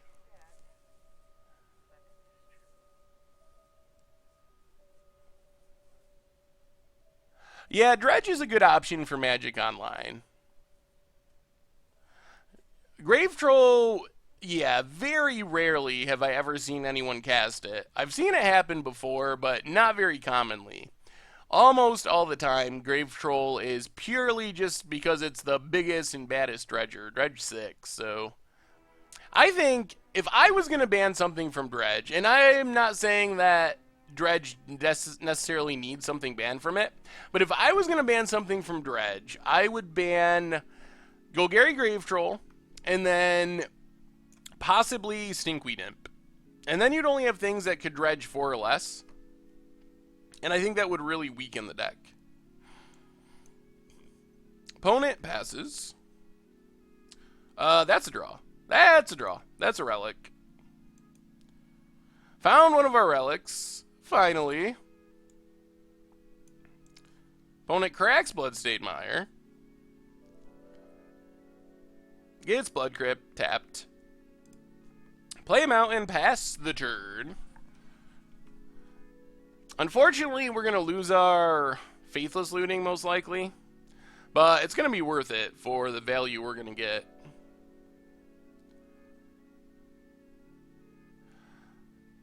There's a Narcomoeba. Yeah, that's fine. It's only a single Narcomoeba. Yeah, it was, I think, 2 years ago that Troll came off. In the winter, so not quite 2 years yet. Grave Troll was just preemptively banned based on Dredge being really broken. Narcomoeba is basically a free way to trigger your prized amalgams. It enters the battlefield for free.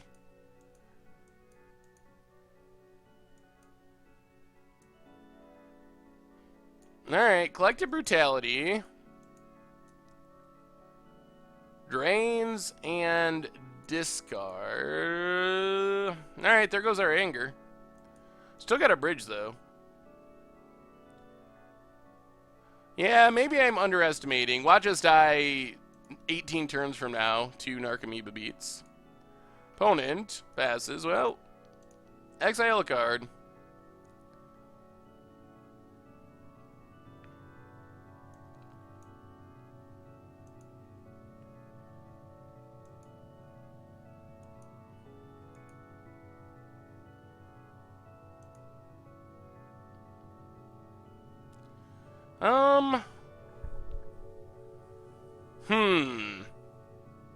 This is a weird turn. I am not sure what the best plan here is.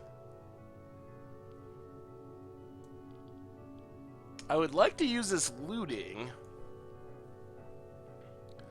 but we're not going to discard Ensnaring Bridge. We can discard Desperate Ritual.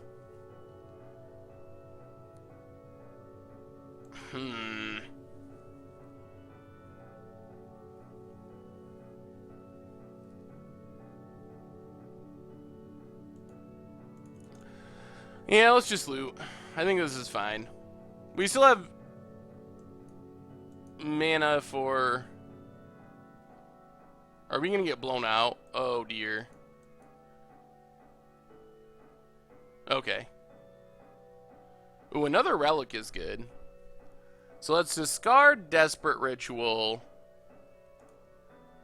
Discard Spirit Guide? Yeah, Desperate Ritual, Spirit Guide. Play the mountain. Pass the turn. Since we drew a second relic, we're actually pretty free to crack this relic whenever we can get a lot of value out of it. And then we can always just play the second one. Wouldn't mind seeing our opponent dredge their forest first. Opponent mills. Prized Amalgam and Bloodghast. Well, we're almost certainly going to have to crack our relic next turn. I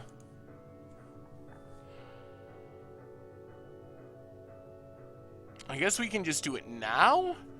Is there a way this goes badly? We just got to do it now. Alright, crack relic.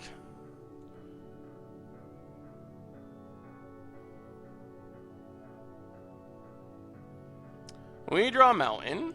Well, I guess that's fine. So we get to bridge, relic, mountain, leave up, relic. See ya, Athena Spawn. Thanks so much for your sub tonight. Really appreciate it. Opponent, mills a Bajukabog, Cathartic Reunion, okay. We are down 2 Chandras, so we don't have that many ways to finish the game. Our opponent has not hit their basic forest yet. Also worth being aware of.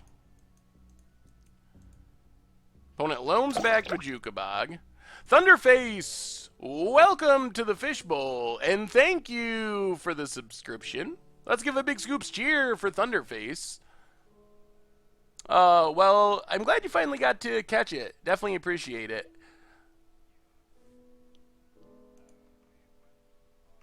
Opponent gets in 4-1. There's a Chandra. Ooh, alright. Well, maybe we do Chandra then. Chandra plus Chandra add mana. Play Relic. Play Mountain. Exile a card.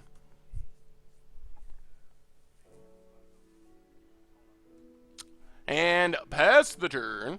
Alright. We found another Chandra, which is solid. How do you do the fish thing? Yeah, that pops up when someone subscribes. It's set up to do it automatically. We have the sub button, awesome dude, don't we? Oh yeah, no space for the cheer. Any recommendation for a 155 tick or less standard deck? Playing green and planeswalkers. I would have to look through the list of standard decks. Luckily, that can't get a basic forest, so we still have Blood Moon. Opponent just hardcasts the Stinkweed. Okay. Well, finding a Blood Moon here would be probably the best thing we could hit. Opponent gets in for 1. Magus of the Moon's pretty close. So let's add mana with Chandra. Play Magus of the Moon. Play Ensnaring Bridge. Exile a card from our opponent's graveyard. We don't stream Commander Clash live. I think we might do it for a special episode at some point, but we have not, to this point, streamed it live.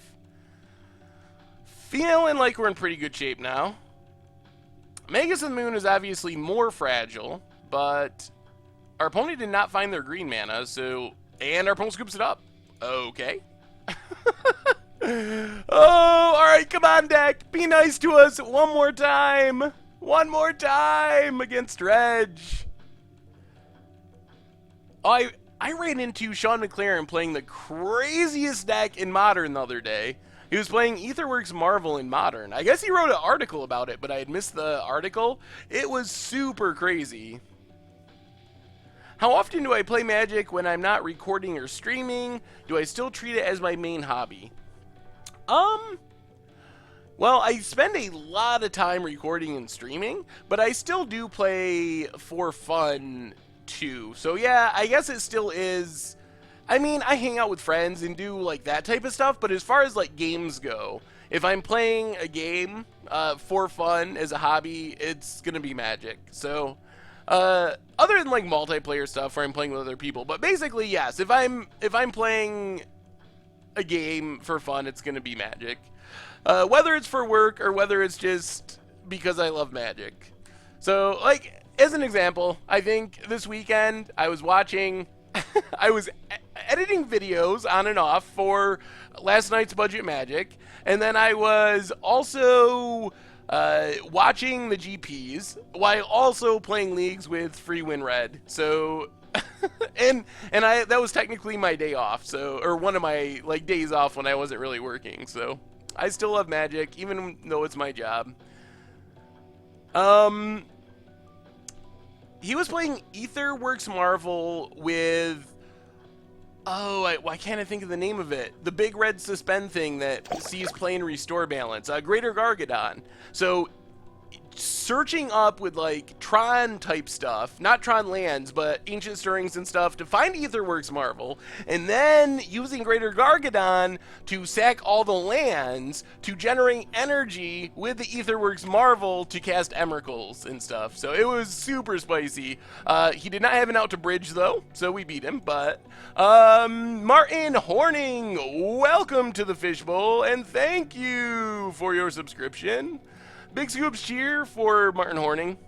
Come on, deck. Come on, be nice to us. Let's see that relic. Where's the relic? Where's the Blood Moon? Where's the anger?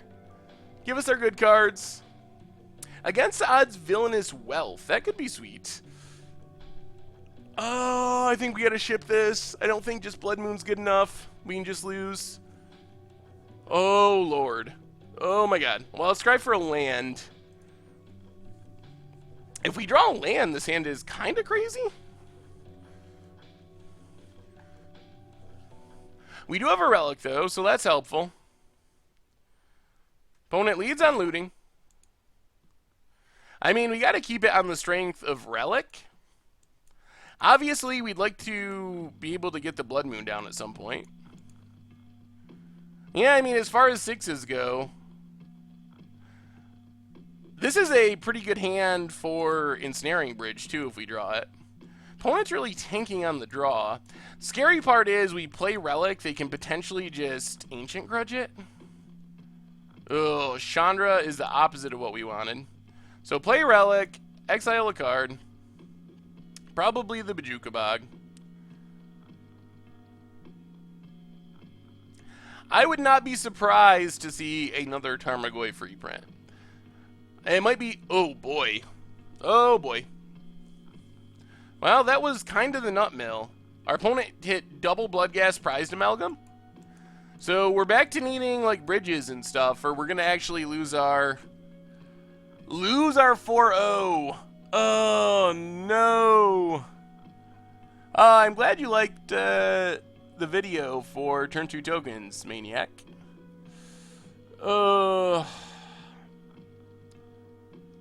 Yeah, we're trying to avoid the prime time of the election stuff here in the U.S., so figured go like 5 to 7:30 or something instead of right while all the results are coming in. And I don't know, social media and people have just been super crazy over it, so I didn't want it to just be like some political discussion through the whole thing.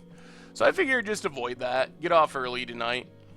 And then it's just a one-night thing. We're still on the normal schedule for the stream going forward. Yeah, 63 damage on, I think it was turn 3 actually, but it was still pretty insane.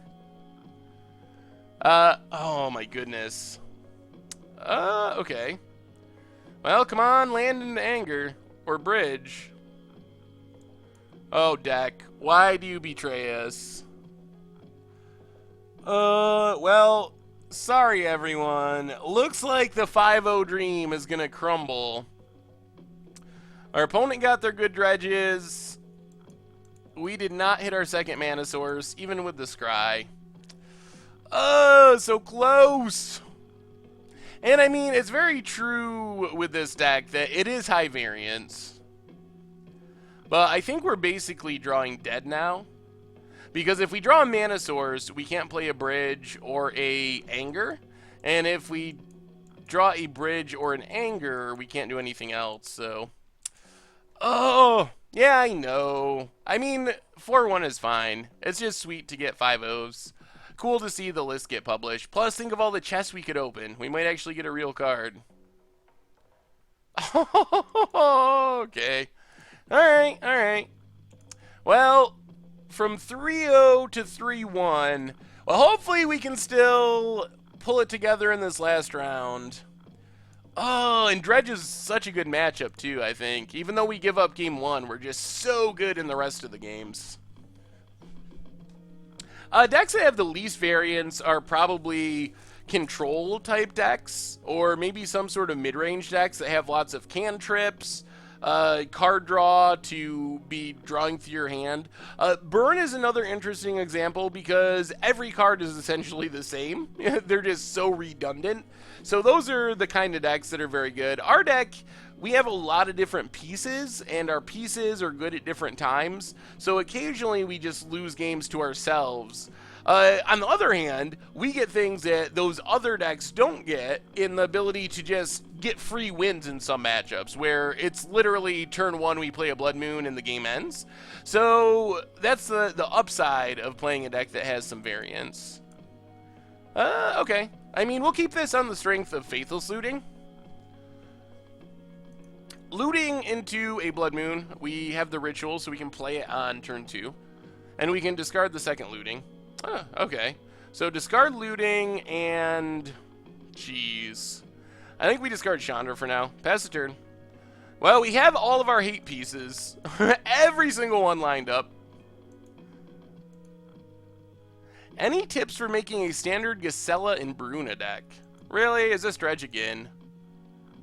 Yup. We have hit Dredge so many games in a row. Well, this hand is not going to lose to Dredge, I can tell you that. So let's cast Blood Moon, cast Desperate Ritual, play Blood Moon. I guess the one way we could lose is if we literally draw nothing for a long time. Opponent plays a Wooded Foothills.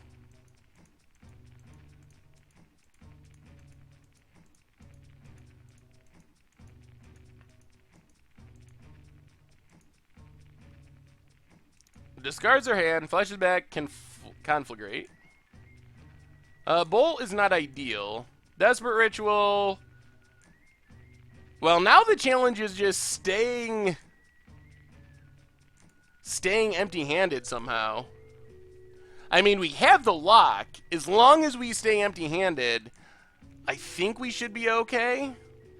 But that's going to be the question. Do we draw... Once we draw, like, 2 more lands, then we'll be able to stay empty-handed all the time. We don't got to worry about it. Our opponents used 1 Conflagrate. I guess they could still win with Conflagrate eventually.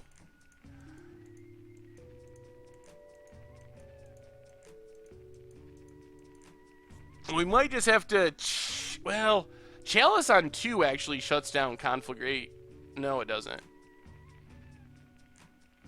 Actually, that's a good question.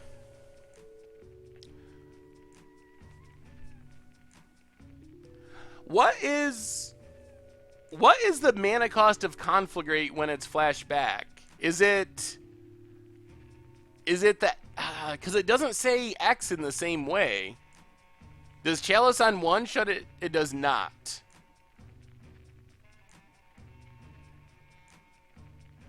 Everyone's saying different things. Opponent does some dredging. So the discard cards does count towards the X then, just like paying the X would. On the stack, it's 1. Alright, alright. Well, if we can get empty-handed, if we draw a land here... Oh, deck! No!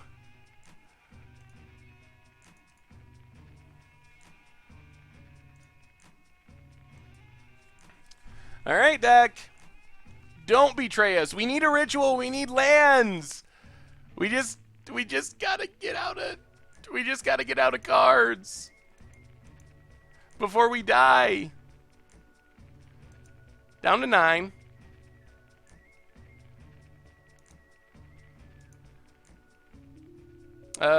Chalice on 0.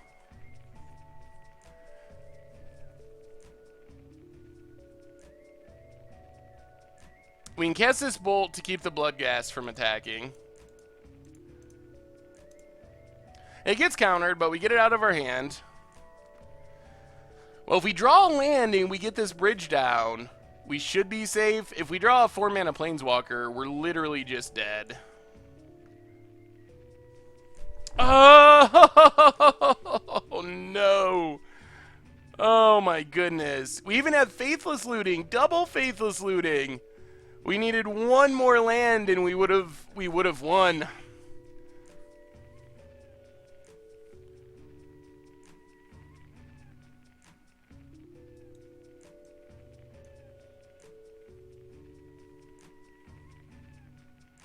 All right. Man, that was a frustrating one. That was frustrating because we were super close, and oh my goodness, and everything, came up one land short. Torcac, what? Torcat, cack. Welcome to the Fishbowl, and thank you for your subscription. Well, I mean, I wasn't planning on only having 2 lands in the. I wasn't planning on only having 2 lands in the top 15 cards of our deck. When Conflagrate is on the stack, its mana cost will reflect the value chosen for X, even if it was cast with Flashback and no mana was spent on X. Alright, good to know. So let's bring in our sideboard stuff. Hopefully our deck does not betray us here. Yeah, we started early Damnation to try to avoid the primetime election coverage stuff. Alright, well, let's run it back. Can we get a Seth Fish playmat? Ooh, maybe. In the meantime, you can pick up a Fishy Secrets playmat, or another one from the merch page if you want to support the stream and the site.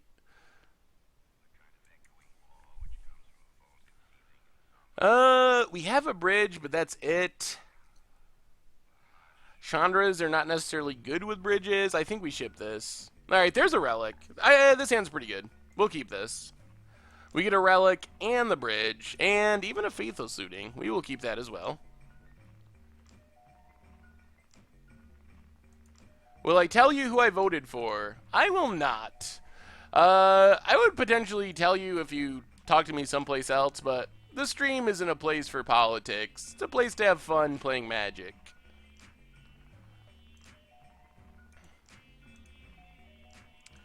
Let's Faithless Looting. Discard a Mountain and a Koth? Yeah, Mountain and Koth. Play a Mountain, pass the turn. I don't know about this or that for doing political stuff. Exile the Bloodstained Mire.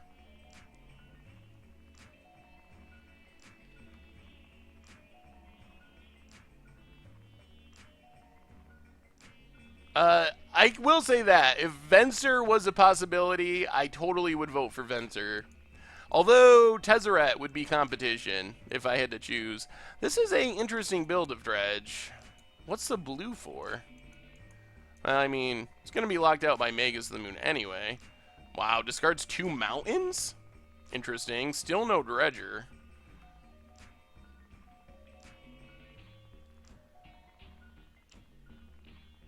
Well, play a second relic.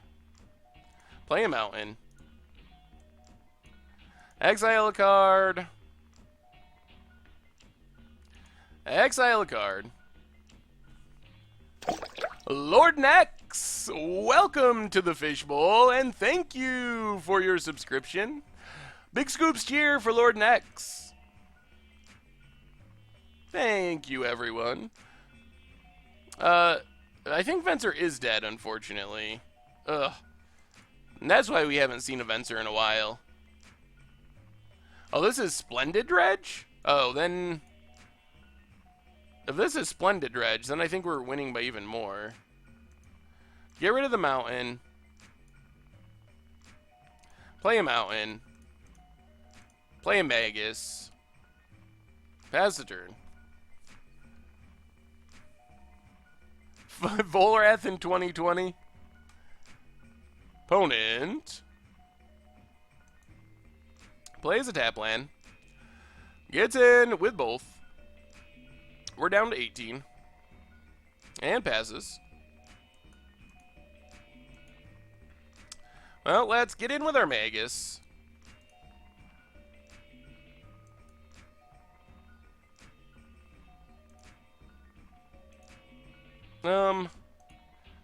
Desperate Ritual. And Ensnaring Bridge. Stop the beats. Pass the turn.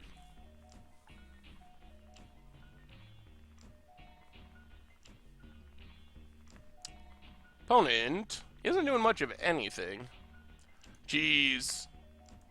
Well, that is a lot of relics.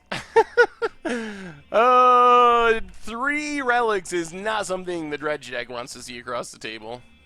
We might just crack one to crack it. Let's flashback Faithless Looting.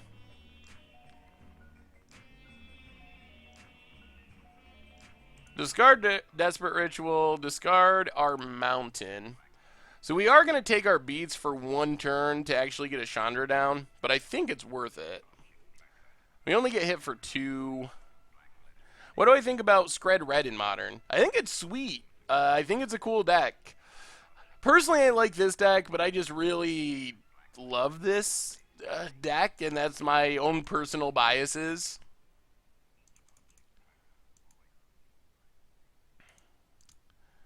Actually, probably shouldn't. We could lose if we just Chandra.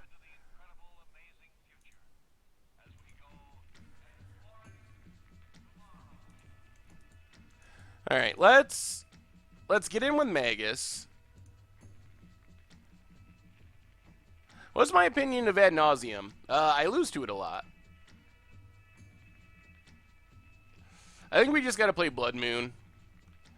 We wouldn't be able to leave up Relic, so there's some weird possibility that our opponent just goes really crazy with Dredge stuff and we lose, or like, I don't know. I don't know what's going on in this deck exactly. Alright, well, getting Blood Moon down actually is fine, because that gives us a backup. And we get to get rid of a Conflagrate, which is nice, with our ample relics. We are going to have to get empty-handed at some point, or Conflagrate does become a problem. Alright, that works. Pyretic Ritual into Chandra. Pump up Chandra. No cast. Hit our opponent down to 9. Pass the turn. So many subscribers tonight. You all are awesome. Gone Smithy. Welcome to the Fishbowl, and thank you for your subscription. Big scoops cheer for Gone Smithy. So, pass the turn. I feel like we're in good shape. The 4-1 is still live. Well, there's our free win. Good timing with that question. Oh. Who's my favorite commander? I don't know. I'm not 100% sure. JPost042, welcome to the Fishbowl, and thank you for your subscription. Big scoops cheer for... what did I say? JPost? JPost042? Thank you, thank you, thank you. All right, everyone, this is it. This is it, the last game of our league. You have to just type scoops and then cheer.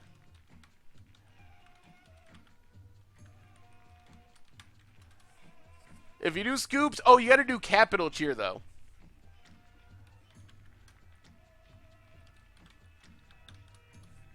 We'll see, Tracy Gang. Maybe, possibly, could be. Maybe. We'll see. We'll see how long this game goes. If it's super quick, then maybe. I'm hoping... alright, we got a Relic. Relic is a card that I like and will keep.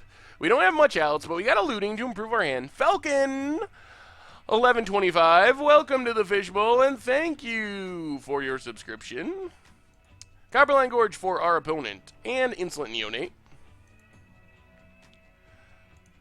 Are they just going to go crazy? Try to get the turn 1? No. Ooh, and Anger. Alright, feeling good. Feeling good about the potential 4-1. Play the Relic, pass the turn. I think the Scoops cheer is... I think you have to be a subscriber to use the emotes, though. So that might be the other problem.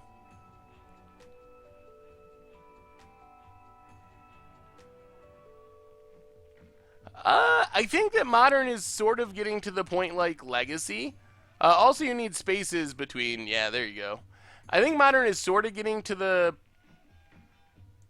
place of Legacy where Ooh. Do we care about double Narcomoeba? We have anger. We'll let this go. We're not gonna spend our spirit guide to get rid of those. Yes, we open the chests after the league if we win them. So exile something. A land. Well, let's play the mountain and faithless looting. Discard looting and mountain. Pass the turn. But it's kind of, I think it's Modern is getting a little bit like Legacy, where there's tier 1 decks that are always there and always good, but then it also rewards you for learning a deck and being really good with it and learning the matchups inside and out, and you can take a deck like that to a high finish at an event. So opponent gonna start beating in with Narcomoebas.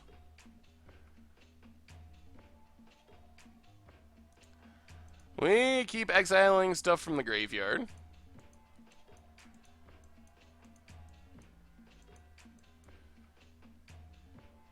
Another looting. Alright, let's looting. Discard Simian Spirit Guide and Mangus of the Moon. Play a mountain. Play a second relic. Pass the turn. 2 more subscriptions. Cryptic Command. Welcome to the Fishbowl, and thank you for your subscription. And whose other one? Why can't I see it? .jpeg. AU. Welcome, welcome, welcome. Thank you both so much. Big scoops cheer for both of you. All right, pass the turn. Well, hopefully we can just close out this game with Koth at some point. And we have anger to clean things up if anything gets too out of control.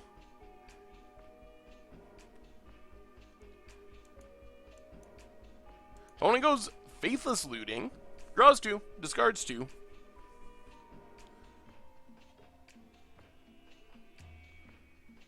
The good old looting mirror. Life from the Loam, Narcomoebas, etc. Gets in with both. Well, alright. Take 2. Down to 15. Exile a card.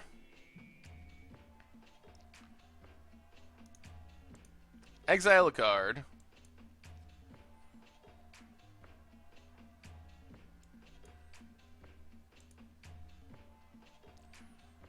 Well, we'll take our beats one more turn, I think. Play another relic. Triple relic is really going to go to town on our opponent's graveyard. We might be getting there. What do I think is the best mono red walker? I'm a big Koth fan, but the new Chandra is also really good. I think it's one of the two in this deck. Which one is number 1? Not 100% sure, but it's got to be one of those. One of those two. Yeah, we don't even need to exile them, really, at the moment. Opponent's not dredging anyway. Well, we're probably going to fire off this anger next turn. Just to try to stay far away from Conflagrate range. And we do have our hexproof thing to draw into eventually. There's a mountain, so let's get rid of this grave troll.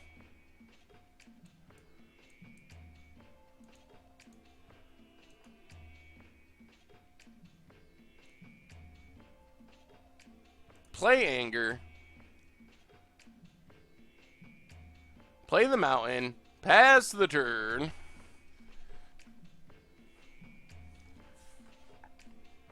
Wooded Foothills for our opponent. Corrects it. So, exile Wooded Foothills. Well, as long as our opponent can't just cast stuff out of their hand to beat us, we're kind of in okay shape. Gets a Blood Crypt. Untap down to 16.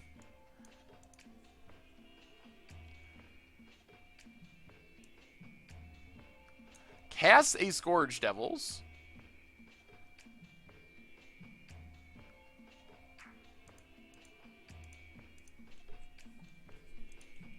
Um...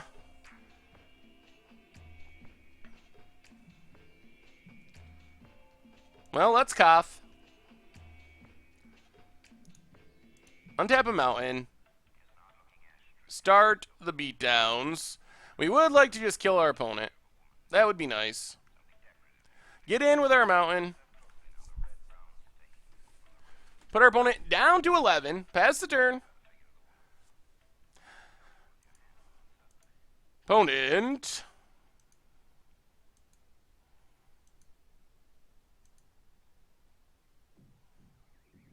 Cast Surprised Amalgam. Well, we're going to have to find something. Or they could just kill us.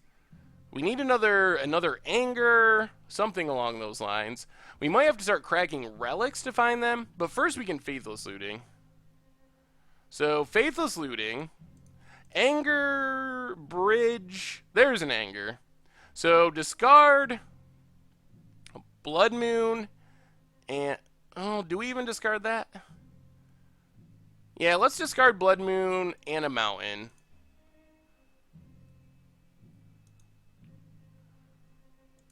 Play a mountain. Anger away our opponent's board. And our opponent scoops it up! Oh, so we were so close to the 5-0! Oh, so we finish our competitive Modern League with a 4-1. We were so close. We lost one of our 3 games against Dredge. Super, super, super close.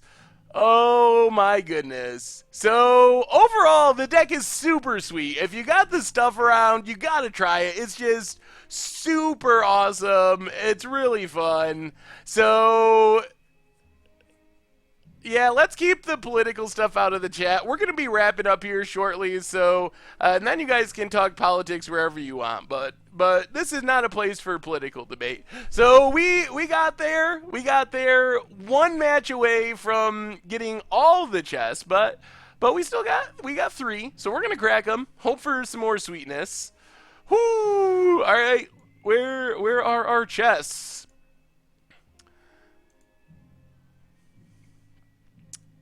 So let's see what we get for our 4-1. Chest number 1. Come on, be nice, be nice, be nice. Marlin of the Morning Song. Okay. Could be a cool commander. Murderous Compulsion and the Nom Nom Cobra. All right. Number 2. You get 3 packs and 3 chests and 180 play points. What do we get here? 15 play points, a Reflector Mage, kind of playable, and a Kessage Forward Matcher. Alright. One more. We went 4-1, super close to the 5-0. We lost a game 3 against Dredge. Come on, where's the port? Odric, Master Tactician, Hinterland Logger, and oh my goodness. All right, so not great. I do have these 2 Urza's Destiny boosters. They're always sitting here. Let's open those 2. I don't even know what I want to open in Urza's Destiny, but let's see. Let's see. What do we get? Our rare is False Prophet. When it dies, exile all creatures. 4 mana 2/2. Do we have anything reasonable as far as commons and uncommons? Mantis Engine, Plague Dogs, Soul's Feast, Flamejet. Kind of interesting. I don't even know what the valuable cards are in this. Raffello's Gift. Alright, that wasn't good. Alright, one more. Last pack of the night. Come on, something valuable. Foil something. Our rare is Flicker. Exile target non-token permanent, then return it to the battlefield under its owner's control. So, in the good old days, when this effect was 2 mana and sorcery speed, and rare, now it's like 1 mana, instant speed, and common. Oh, God. Archery training. Got some sweet art. Disappear. Gamekeeper is actually a sweet card. I don't know why I don't play this somewhere. Seems like it would be sweet in Commander at least. Goblin Masons. Elvish Lookout. Alright. Well, I heard a couple requests for Momir. So one match of Momir, and then we're gonna call it a night for tonight.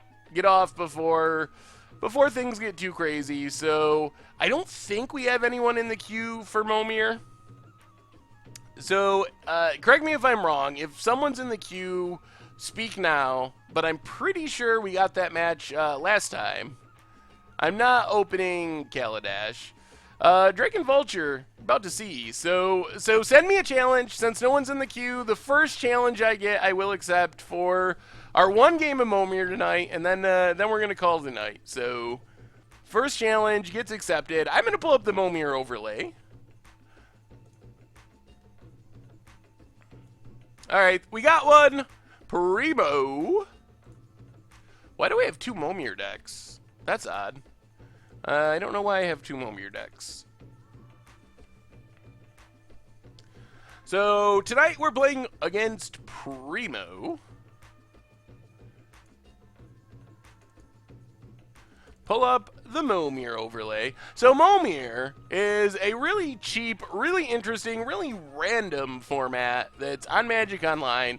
You get a Momir avatar. I just got into Magic 3 months ago. Videos have been amazing getting up to speed. Last played Urza's Block. Actually glad you opened those packs. I remember those cards. Oh, I'm glad. Could bring back some good memories.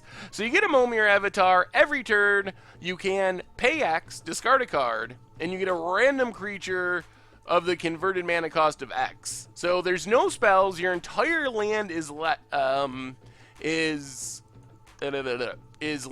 Your entire deck is lands. And then you basically get a random creature, usually starting on turn 2 or turn 3, going up till turn 8. So it's really random and interesting. Oh, Tracy King is on the 1-drop technique. Nether Shadow, Legacy Dredge staple. 1/1 with haste. Gonna start beating us down. There is skill to it. It's not completely random. It rewards playing the battlefield well. But there's a lot of variance. Like, a lot of games do come down to someone hitting a bomb. Ooh. Loses this ability and becomes an aura. These cards are so weird. Richard likes the 0-drop technique. Someday, he's going to hit a Dryad Arbor, and it's going to be the greatest day of his Momir life. I don't think it's happened yet. Oh, yep. Dredge everywhere. Blind Phantasm. 2/3, 4/3. I can block this, right? Oh, I guess I don't want to block this. These Lycids are actually interesting. They kind of give you an infinite blocker, and they're really odd. They play in a way that, like, no other cards do. These are all technically token creatures. Oh, dear. Oh, dear. Well, we hit a big 3/4 flyer. Unfortunately, it is going to suicide itself next turn. So, the basics, the general theory most people use is to play a lot of swamps and mountains because they have the best activated abilities, and then play fewer of the rest. Especially islands are the worst because there's a lot of big island walkers and, like, island homers and these weird cards from a long time ago. So, usually, I try to play swamps and mountains and only play the rest when I really have to. So we are going to lose our Riptide Chimera. Play a swamp. Make a 4-drop. Hope that it's... I don't even know. What 4-drop do we want here? Not especially Sky Shroud Poacher. 2/2. Can pay 3, tap it, search for an elf permanent, put on the battlefield. I always wonder why this card doesn't see play. Delirium is not going to happen. Only 3 away. Maybe this time they'll get another one. Oh, what's a mountain? Oh my goodness. Are we going back to this again? It's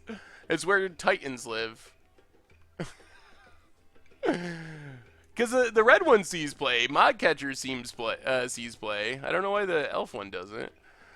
Cephalid Aristocrat becomes the target of a spell or ability, Mildew. Alright. Not really relevant.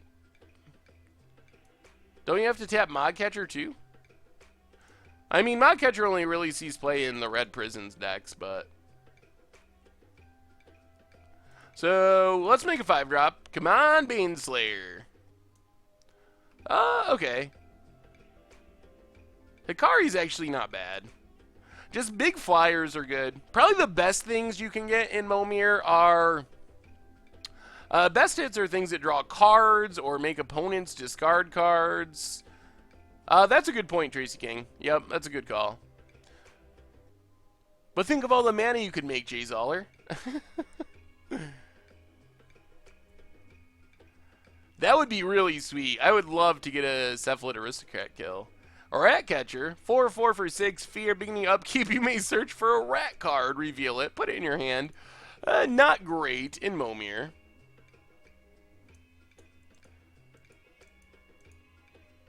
Let's go with old 2-for-1 ourselves, I guess. I kind of want to keep this listed alive. We'll take it. We'll take it. We'll take our beats. Because we can kind of go infinite blocking with this, right? I think. By, like, turning it into an aura after blocks. Maybe we'll just hit a Worm Coil. Nova Blast Worm is pretty absurd. Multicolored creatures have trample. Well, let's get in the air for 4. Unfortunately, our 6-drop can't effectively block our opponent's 4-drop, which is kind of annoying. And Fear is actually pretty decent. Nova Blast Worm, really hard to beat. Platinum Emperion's pretty good. Avacyn isn't unbeatable, but it's very strong. What's the absolute best thing you can hit in Momir out of big creatures? I don't think I've ever hit a Nova Blast Worm, actually. Okay. We gotta do this, I guess. Doesn't feel good, but we can't get too low on life. Dogged Hunter.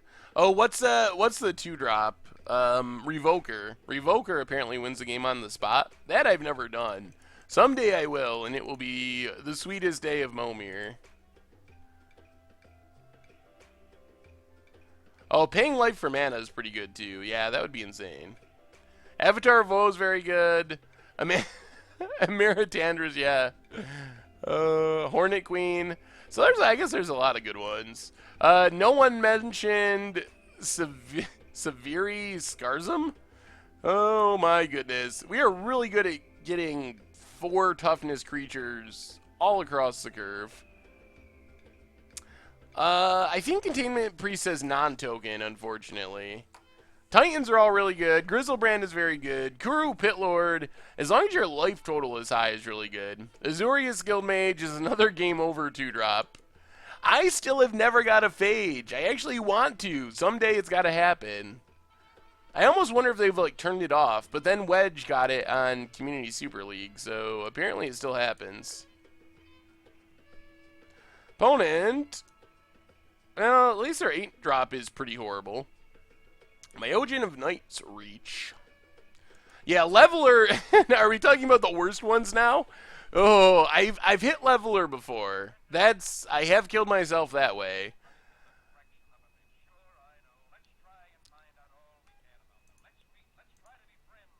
Well, we finally get to kill the Fear thing at least, so I guess that thing wasn't the worst. Come on, good 8-drop. What do we get? Ooh. Pestilence Steven definitely counts. So now our opponent's going to need a good 8-drop because Pestilence Demon is going to swing this game in our favor. Actually, I think it just wins us the game next turn if our opponent doesn't get a good 8-drop. If they get a ground creature, they need a flyer. And it needs to be big enough toughness, bigger than 4 toughness. Or, like, bounce or something. Yep. Corridor does not do it. Yeah, Pestilence Demon is really powerful. Back when they, well, I guess they still do that. Just staple an old card onto a creature's body. So that was a good hit.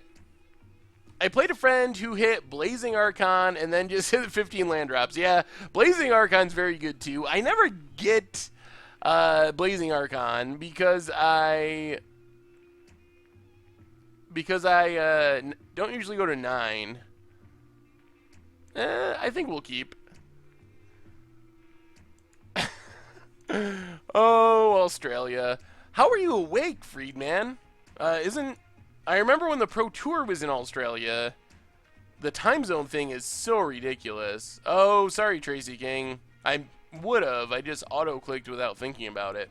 Avenger is good, especially if you get Primeval Titan the turn before.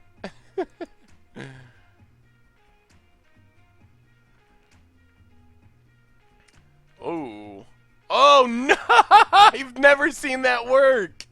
Our opponent's playing Waste, and they actually got something to do with the colorless mana. I have never, ever, ever seen that matter. Well, that's impressive. A combo, I guess. Well, Palace Familiar is actually pretty good. Yeah, opponent. that's the Momir nut draw. Oh.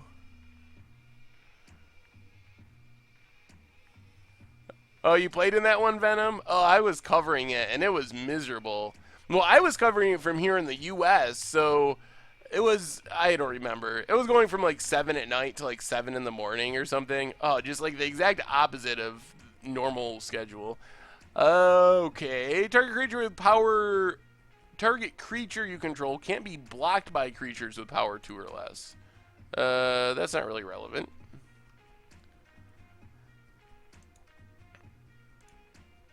Alright, let's discard a forest. Ooh, Crackleburr. Whew. We got red mana. That seems like it could be very good. We need another blue? We need another jeez.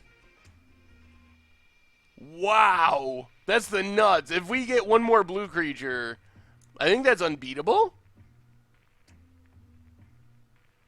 Well, I guess we need a bunch more mana. I guess it's not as unbeatable as we think. It still seems pretty good. Being able to bounce anything seems really good. The trick is going to be getting it tapped without it dying. Does this say you control? Yes, it does. You ate it Cracker Barrel before?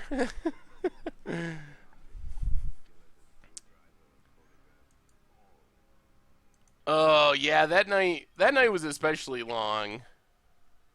I think that was the first night with the real bad glare. Yeah, maybe our opponent will be a pale and tap this Crackleburr for us.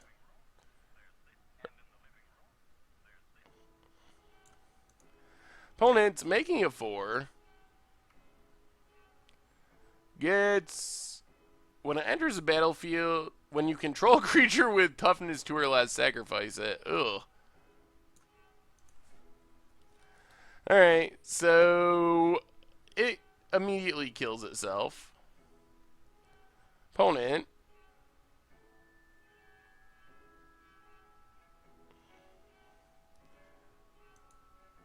decides against attacking. Well, we'll just make a 4-drop. Green creature, at the beginning of your end step, sacrifice it, and like, oh no! Alright, so we both hit creatures that die. Oh, wait. Oh, the beginning of our upkeep, okay.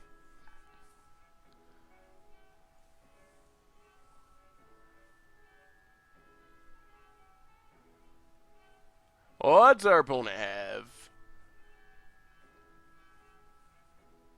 Yeah, I guess I should have. Actually, no. I still think it's correct in the long run to not do it. Aye.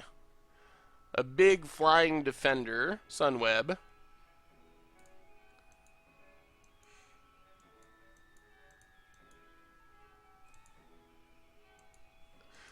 Is our opponent going to go attacking?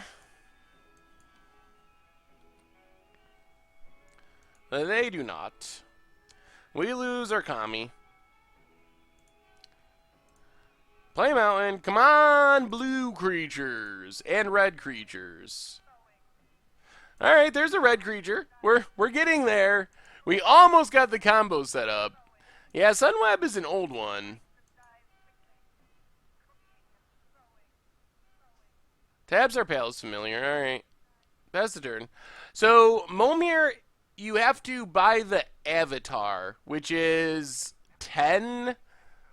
about $10, and then the rest of the deck is all land. So once you buy the Avatar, and lands are essentially free. If you buy the Avatar from the store, it actually comes with all the lands, like a pre-constructed deck, and then you can play as much as you want for free. Yep.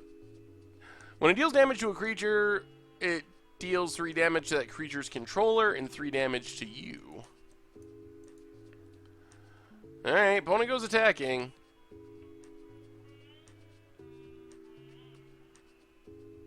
Well, let's play the Swamp, make a 6-drop. Still hoping for more red or blue creatures. Ooh, that's a red creature. Second artifact gets +3/+3, and gains trample until end of turn. Alright, pass the turn. We're going to be able to start shooting stuff down if we want to. So if we get a blue creature, we have the full combo. Gee, we need a mountain and a blue creature, and we have full-on Crackleburr. Bolding stuff is still pretty decent here. Not as decent against that.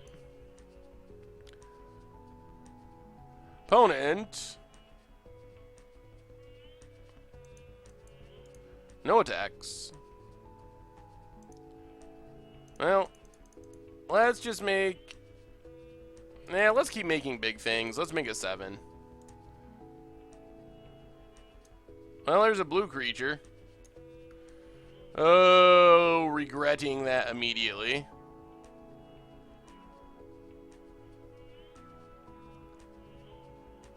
Yikes.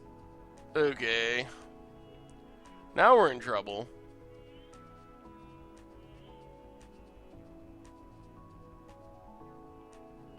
Taps down our 6-power creature. Pass the turn.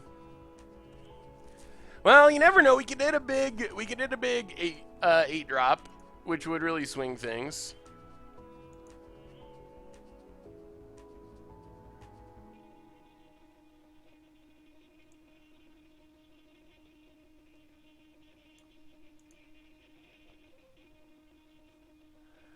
Opponent, oh my goodness. Oh, Primeval Titan. Opponent plays off curve to leave up their ways for the random blinding drone, and then they hit a Primeval Titan. Ay, ay, ay. Well, this is looking grim. Super grim.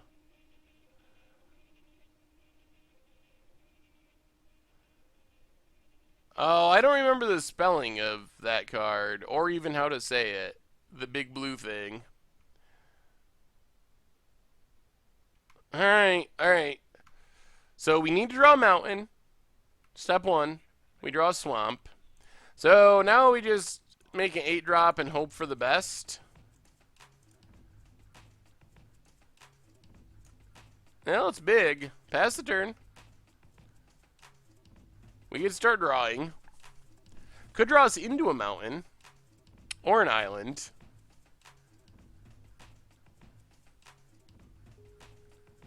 Yeah, prime time is so good in Momir. About as good as it gets. Yeah, our 8-drop's good. It'd be better if we weren't so far behind. Because our opponent's going to be able to tap it. And this 1/6 is... I mean, I guess it trades with Primeval Titan. Whoa. Did our opponent... What happened? I do not know. Get some more lands. We went 4-1 with free win red. We played Dredge 3 times and lost to it once in a 3-game match.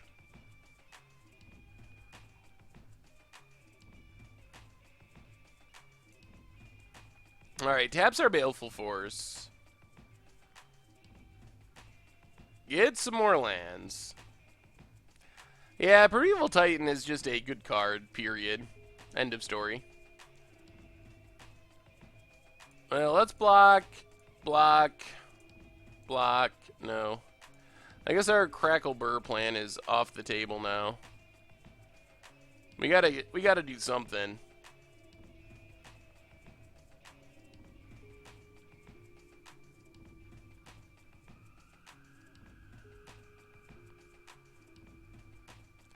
Down to 5. Our opponent has so many lands. 8, 9, 10, 11, 12.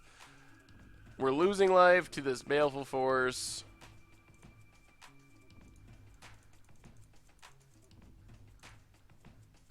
I think we're dead pretty much no matter what. Ooh, man. Well, we have some good 8 drops, but I don't think it's enough. We're going to our opponent is going to... All I got to do is tap down our Palace Familiar, and we die. What is our opponent doing? I'm so confused. I am very, very confused. Oh, alright. Our opponent said they punted. I see.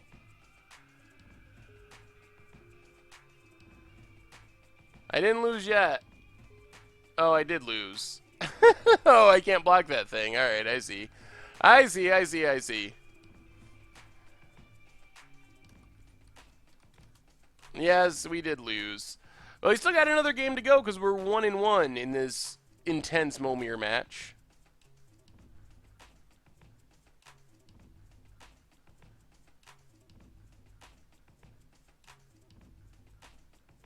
Alright, we get to play first. Let's keep.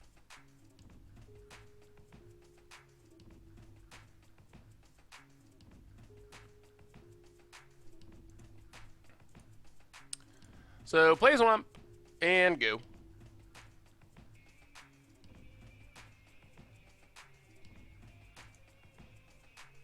No 0 drops. 0 drops are bad plans. Opponent makes a 0 drop, gets the Ornithopter. Going with the Richard technique, gets rewarded with an Ornithopter. I am not a fan of that technique. We'll make a 2 drop. And, alright, Blade of the Sixth Pride, not great, but it's a thing. Momir is a random format built around this Momir avatar. So you're all lands, each turn you pay X and discard a card, and you get a random creature token of the converted mana cost of X that you played. Sakura Marauder. Landfall gains Intimidate when a land falls. Now, Mountain and... discard a Plains. Well, what do we get? Yeah, there's not really much benefit to watching your opponent in Momir. Ghosting isn't really a thing that matters.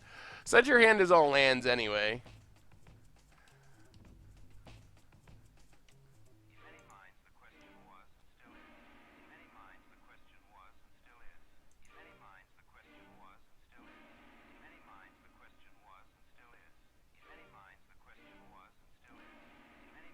Opponent makes a 3 drop, and it's...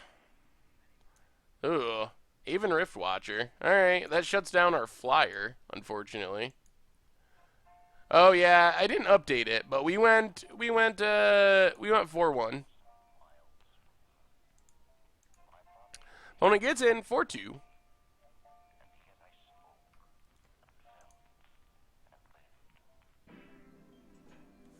Alright, let's just pass. No, our chests were super horrible. We didn't get anything, even somewhat good. Opponent makes a land drop, intimidates the Marauder. Opponent's just going to curve out by the looks. I guess they skipped their 1 drop, but they're still not going to get to 8. Warspike Changeling. Modern Masters drafts coming back. Original Modern Masters on Magic Online. Phantom Drafts. Oh, we should have. Actually, I don't even know exactly where Troy is. I don't think it's that close to me, though. Haha, Changeling Battle. We'll champion the Blade of the Sixth Bride. Get in with our flyer. Why do you sometimes not Momir on your turn? Is there some sort of strategy I'm not seeing? So, usually in Momir, you want to get to making 8 drops. 8 drops are usually the best slot as far as when you're playing stuff. So that requires skipping 2 drops if you're on the play or on the draw, and 3 drops if you're on the play, or else you will run out of lands.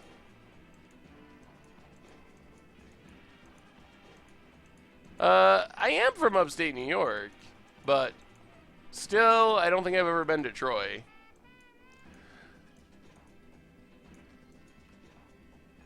Opponent gets in for 4, down to 16. Oh yeah, you can only do it once each turn as well.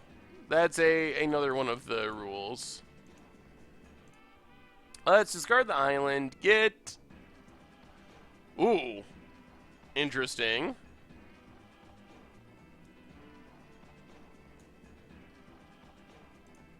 Why Green had weird flyers back in the old days.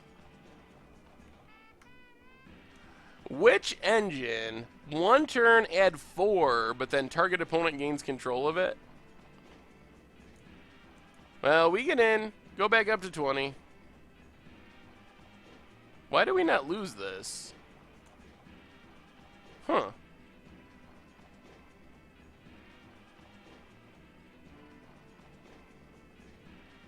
Phyrexian Revoker is in Momir, and it is game ending. Just game over if you hit it. Because you can name the Momir avatar, apparently. I've never actually got it, but it can happen.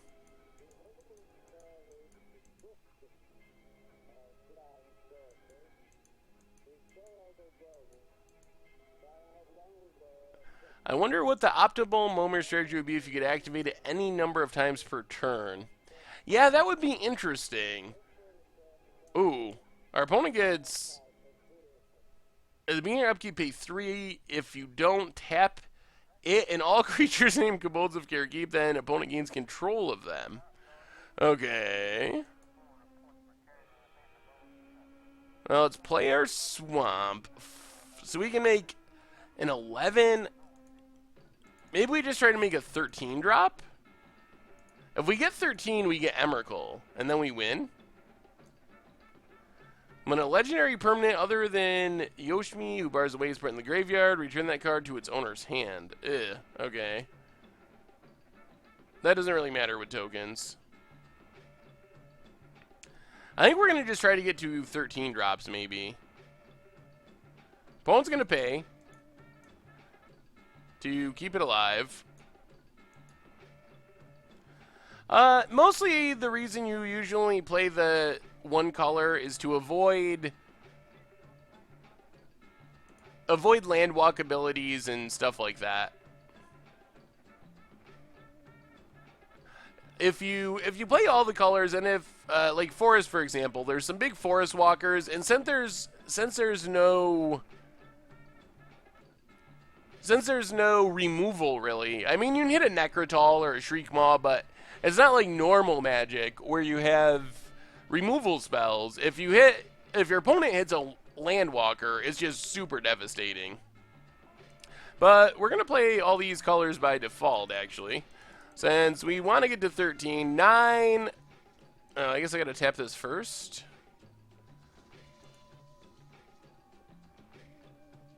So tap Witch's Engine. So we're going to get an Emrakul the Promised End and see if this is enough. The thing is, our opponent is probably also going to get... Oh.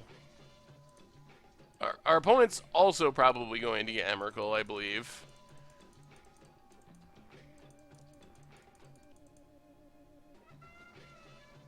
I would try to avoid naming Revoker if I hit Revoker. I would try to name Avatar Momir. Alright, so we get an Emrakul. Might as well get in with our flyer. So our opponent has 4, 5, 6, 7, 8. I don't think they can. They make an Emrakul? They can, can't they? Yeah, I think they can. 11 is also good. The big benefit of 13 is you know what you're getting. You know what's going to be Emrakul the Promised End.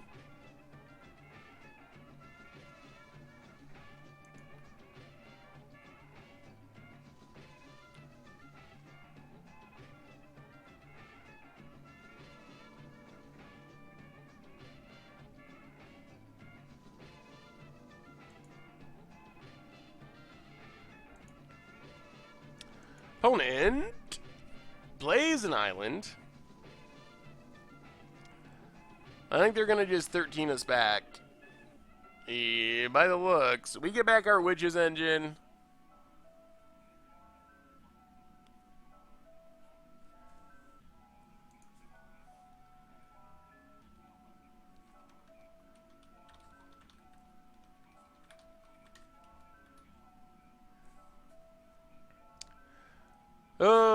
What are the 11 drop targets?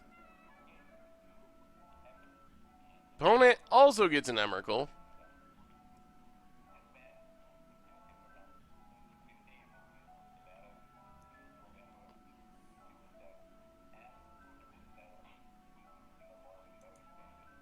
Alright, they can have that back. Let's play an island. We have all the colors. Pass the turn. So now we're going to try to go to 15, I guess, and get big Emrakul.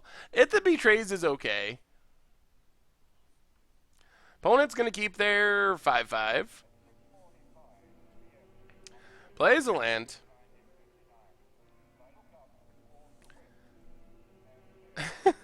They're just tired of this thing.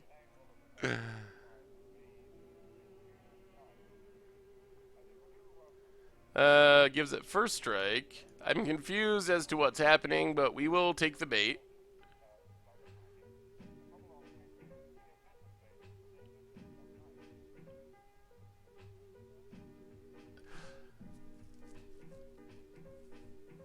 Yeah, no, never make a 14 drop. We had someone do that once. It was very bad.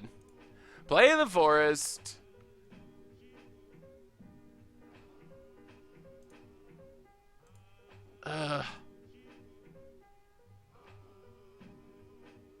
13. If our opponent blocks here, they take 11. No. Yeah, 11, 12, 13, 14, 15, 16, 17, 18, 19.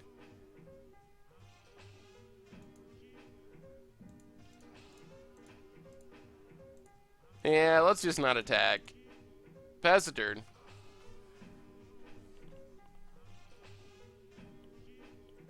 What's the 16 drop? Is it like Draco or something? Or is that, am I thinking of a different card? Opponent gets a Deep Sea Kraken. Can't be blocked. 6/6. Alright, reasonable. That is a clock.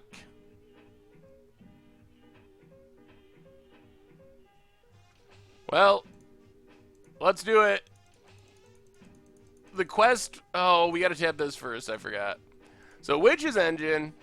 Add the 4. Hopefully we hit Emrakul here. Not that silly worm that would ruin our day.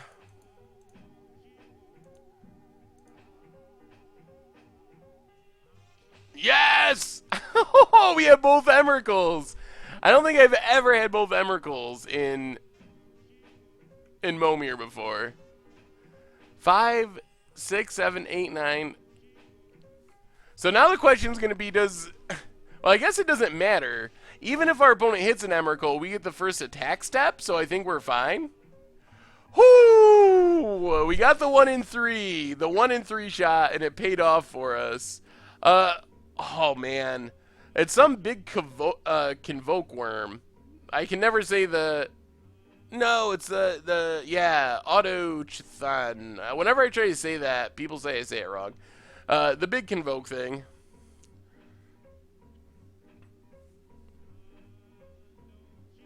The reason we don't get back to legends is because they're actually tokens. So once they die, there's no card to return from the graveyard. Opponent goes witching with Witch's Engine.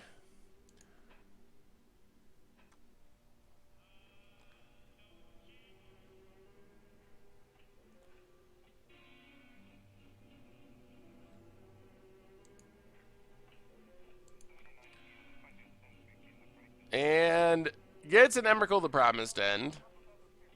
I don't think that's going to do it, though, because they have little Emrakul. We get big Emrakul.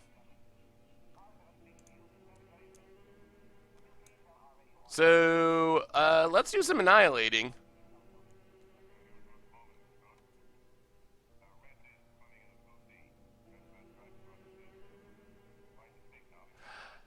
It's hard to survive an Emrakul attack, let alone multiple Emrakul attacks.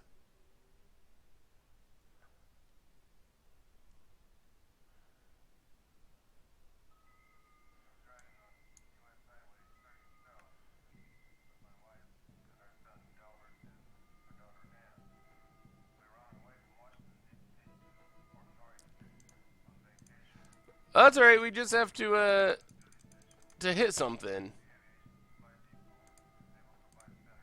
Like,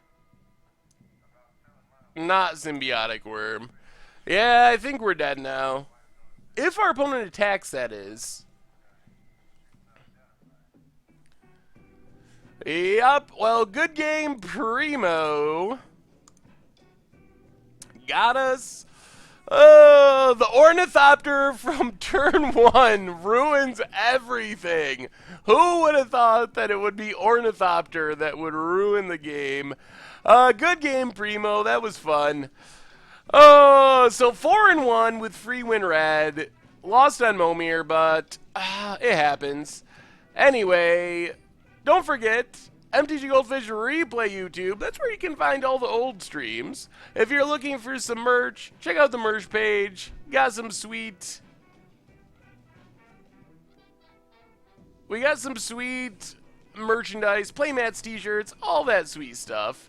And, of course, big shout out and thank you to our stream sponsor, Wizardry Foundry, who's got a new collection including the Grimoire Artificer inspired by Urza and other Famer Artificers. So check out their super sweet deck boxes. Coupon MTG Goldfish and 1 will get you 10% off your purchase. So anyway, thanks everyone.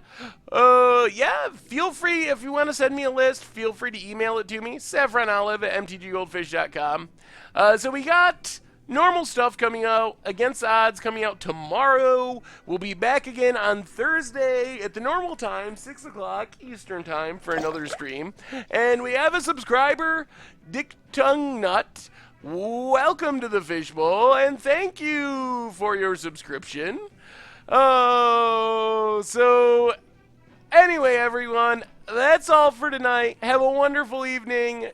Check the site in the meantime. We'll be back on Thursday, and